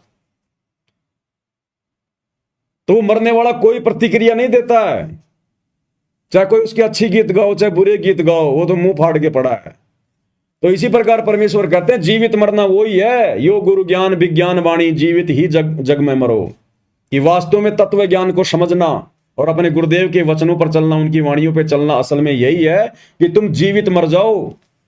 और जिस दिन भगत ने अपने आप को जीवित मरना समझ लिया, जीवित मरा हुआ मान लिया, समझ लिया, उस दिन परमात्मा फिर हमारे ऊपर रजा करेंगे, दया करेंगे। फिर एक कथा बताई गुरुदेव भगवान ने कि जीवित मरने पर ही कैसे मुक्ति मिलेगी, मोक्ष मिलेगा, उसके बिना नहीं मिलेगा। चाहे हम कितना ही कुछ शाणे बन जाएं, हम भक्ति मार्ग में शाणपत तो चलती नहीं है, चतुराई तो चलती नहीं भक्ति मार्ग में। यहां तो भोला बन के, दास बन के, अधीन बन के, पागल सा बन के, मूर्ख सा बन के, तब हम यहां से मोक्ष प्राप्त कर सकते हैं। तो गुरुदेव ने बताया कि एक सेठ जी था, एक तोता पकड़ के ले आया, पिंजरे में डाल दिया, पर काफी दिन हो गया। अब तोता भी काफी प्रयास कर रहा था, लेकिन पिंजरा तोता कैसे तोड़े। अब सेठ जी था सत्संगी आदमी, अब तोते ने दिमाग लगाया, तो जब सेठ से परिवार सत्संग सुनने जाने लगा तो तोते ने कहा कि सेठ जी एक प्रार्थना है। बता भाई, गुरुदेव से मेरी अर्ज करना, मेरी प्रार्थना करना कि गुरुदेव ऐसे ऐसे मेरे घर पर एक तोता है और उसने ये पूछा है कि मेरी मुक्ति कैसे होगी। तो बोला ये तो कोई बड़ी बात नहीं, मैं पूछ दूंगा गुरुजी से। चले गए, सत्संग सुना। आते समय सेठ जी को ध्यान आया कि तोते राम ने प्रार्थना की थी। गुरुदेव के पास गया, सारी बात बताई। अब जब वो तोते वाली बात बता रहा था सेठ जी अपने गुरुजी से, उसी समय गुरुजी एकदम चक्कर खा के गिर गए, बेहोश हो गए। अब सेठ जी ने देखा भाई ये तो गुरुजी मर गए, तेरे ऊपर हत्या का मुकदमा लगेगा। चुपचाप निकल लिया वहां से। घर पे आया, तोते ने पूछा सेठ जी मेरी प्रार्थना लगाई गुरुदेव से। सेठ ने कहा निकम्मे, काहे की तेरी प्रार्थना, मरवा देता तू मेरे को। क्या हुआ? बोला जब मैंने तेरी प्रार्थना गुरुजी से लगाई ना कि गुरुजी हमारे घर ऐसे ऐसे तोता है और पिंजरे में रहता है, और उसने कहा कि गुरुजी से प्रार्थना करना कि मेरी मुक्ति कैसे हो, इस पिंजरे से मेरी मुक्ति कैसे हो। तो नालायक उसी समय गुरुजी तो चक्कर खा के गिर गए, नीचे बेहोश हो गए। मैं तो आ गया, शुक्र मना किसी ने देखा नहीं तो हत्या का मुकदमा मेरे ऊपर लग जाता। अब उस संदेश को, गुरुजी के संकेत को वो सेठ नहीं समझ पाया, लेकिन तोता समझ गया। तोता समझ गया कि अगर इस पिंजरे से मुक्ति प्राप्त करनी है तो क्या करना होगा। रात हुई, सबने खाना वाना खा गए, सो गए। सुबह सेठ जी उठे, गए उस कमरे में तो देखा कि तोता तो पिंजरे में गर्दन डाल के नीचे पड़ा हुआ है। सेठ जी ने हिला हिला के देखा डंडे से पिंजरे में, तोता कोई प्रतिक्रिया नहीं दे रहा। सेठ जी ने ताली वाली बजाई, तोता कोई प्रतिक्रिया नहीं दे रहा। तो सेठ जी ने सोचा कि हिला रहा हूं, हिल नहीं रहा, ताली बजा रहा हूं, कुछ प्रतिक्रिया नहीं दे रहा, मर गया। और वैसे भी आजकल सेठ जी ने सोचा कि आजकल ये पक्षियों के अंदर रोग आ रहा है, कहीं ऐसा ना हो कि घर में और बैक्टीरिया फैल जाएं। जल्दी से उसने वो पिंजरा खोला और तोते को बाहर निकाला, और जैसे ही पिंजरा खोल के तोते को बाहर निकाला, तोताराम फर से उड़ गया, क्योंकि तोते ने गुरु का संकेत समझ लिया कि बेटा अगर तुझे उस पिंजरे से मुक्ति प्राप्त करनी है, इस काल के 21 ब्रह्मांड रूपी पिंजरे से अगर तूने मुक्ति प्राप्त करनी है तो बेटा तूने जीवित मरना पड़ेगा। और वो तोता जीवित मरने की एक्टिंग करने लगा, तो उसके मालिक ने देख लिया कि ये तो मर गया, अब मेरे किसी काम का नहीं है, कोई बीमारी फैलाएगा, उसको पिंजरे से बाहर कर दिया। तो इसी प्रकार जब हम जीवित मर जाएंगे, संसार से उल्टा हट जाएंगे, ना कोई नाचना, ना गाना, ना बजाना, ना कोई ब्याह शादी, ना कोई डीजे, ना भात, ना छूचक, ना लेन ना देन, ना ब्याह शादियों में कोई आडंबर, ना कोई राजनीति, ना कोई पाखंड, ना कोई समाज के साथ में यारी दोस्ती रिश्तेदारी, सादा खाना, सादा रहना, ना कोई चटपटा आहार करना, ना मन में कोई इच्छा, कोई डिमांड, ना कोई कार कोठी की इच्छा, ना कोई बड़ी नौकरी की इच्छा, ना बच्चों को MBBS बनाने की इच्छा, ना ऊंची ऊंची कॉलेजों में कोई पढ़ाने की इच्छा, ना कोई फार्म हाउस लेने की, ना कोई जमीन लेने की, ना कोई प्लॉट खरीदने की, ना कोई बिल्डिंग पे कोई बिल्डिंग बनाने की कोई इच्छा नहीं, कि जो राख्यूं तो ही रहूं, जो देवो सो खाऊं, और खाने जाद खरीद हूं गुलाम तुम्हारा। जब इस भाव में आ जाएंगे हम, जीवित ही मरने की रिहर्सल में आ जाएंगे, तो भला फिर हम इस काल के किस काम के। भाई हमारे सूक्ष्म शरीर में फिर काल के लिए खुराक तैयार होगी नहीं। खुराक तैयार जब होगी जब हम संसार वाले सारे काम करेंगे, चटपटा खाएंगे, बाहर का खाएंगे, विषय वासनाओं में हम पड़े रहेंगे। हम काल के मतलब के तब हैं जब हम यहां पर सारे उल्टे काम करेंगे, तभी तो हमारे सूक्ष्म शरीर में वासना जमा होगी। और जब हम जीवित ही मर गए, अपने गुरुजी के वचन पर रुक गए, काल के लिए सूक्ष्म शरीर में कोई वासना जमा हो ही नहीं रही, कोई खाना खुराक जमा हो ही नहीं रही, तो काल फिर क्या करेगा? काल छोड़ देगा कि ये मेरे काम का नहीं है, ये मर गया, बेकार आदमी है। और उस बेकार को ही फिर गुरु पकड़ेगा कि अब ये मेरे काम का है। जिसको काल ने बेकार समझ के छोड़ दिया वो सतगुरु के मतलब का होता है। काल को चाहिए विकारी और सतगुरु को चाहिए निर्विकारी। तो काल हमें कब छोड़ेगा? जब हम निर्विकारी हो जाएंगे। तो काल हमारे को निर्विकारी समझकर कि मेरे को तो विकारी अंश ही है, मैं क्या करूंगा, इसका किसी काम का नहीं। अरे जिस मक्का के सारे दाने निकाल दिए गए हो, उस मक्का को कोई सेकता है क्या? उस मक्का को कोई आग में कोई पकाता है क्या? तो जब हम जीवित मर जाएंगे, सारे विकार हमारे समाप्त हो जाएंगे, तो काल हमें तपतशिला पर भूनकर क्या निकालेगा? फिर वो हंस परमात्मा के काम आता है। निर्विकारी हंस फिर परमात्मा के काम आता है। विकारी काम आता है काल के और निर्विकारी परमात्मा के। फिर परमात्मा ले जाएगा उसको फिर। तो इस प्रकार से यहां देखो, बार बार गुरुजी हमें यही तो संकेत कर रहे हैं कि बच्चों मत देखो संसार को, संसार की तरफ देखना बंद कर दो, अपने परमात्मा के चरणों से चिपट जाओ। तो क्या संकेत है ये कि जीवित मर लो। ये बकवादे करते तो असंख्य जन्म हो गए, तुमने क्या प्राप्त किया तुम्हें याद भी नहीं है। तो कितनी बार राजा बन लिया पूरे देश का, है? जहां तू हाथ रख दे वही जमीन वो तेरी हो जाती थी। आज तू 100 गज के प्लाट के लिए मारामारी करता फिर रहा है। तो गुरुदेव ज्ञान देकर यही तो समझाते हैं कि जीवित मर ले रे मनवा। तो गुरुदेव कह रहे निंदा स्तुति मान बढ़ाई, मन से मार गिरावे, अष्ट सिद्धि की अटक न माने, आगे कदम बढ़ावे। जब कोई राम भगत गति पावे, हो जी। आशा नदी उलट के डाट, आडा बांध लगावे। आशा नदी उलट के डाट, आडा बांध लगावे। भव जल खार समुद्र में, फिर बहुर न खोड़ मिलावे। जब कोई राम भगत गति पावे, हो जी। जब कोई राम भगत गति पावे, हो जी।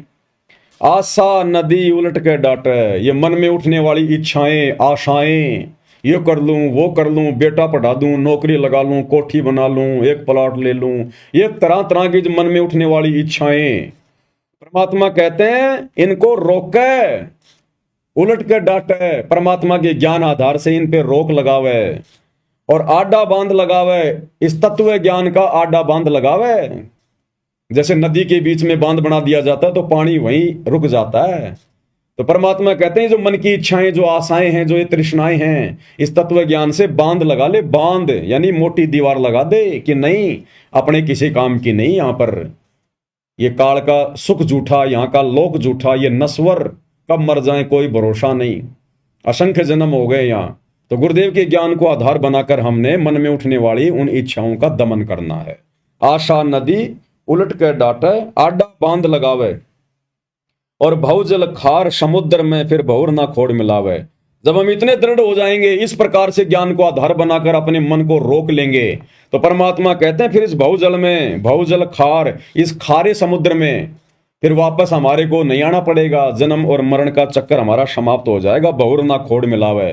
खोड़ यानी बार बार हमारे को फिर ये जन्म धारण नहीं करने पड़ेंगे। यहाँ पर फिर हम सतलोक चले जाएंगे। फिर इस बहुजल में, इस खारे समुद्र में गोते नहीं मारेंगे। गगन महल गोविंद गुमानी, पलक माही पहुंचावे। गगन महल गोविंद गुमानी, पलक माही पहुंचावे।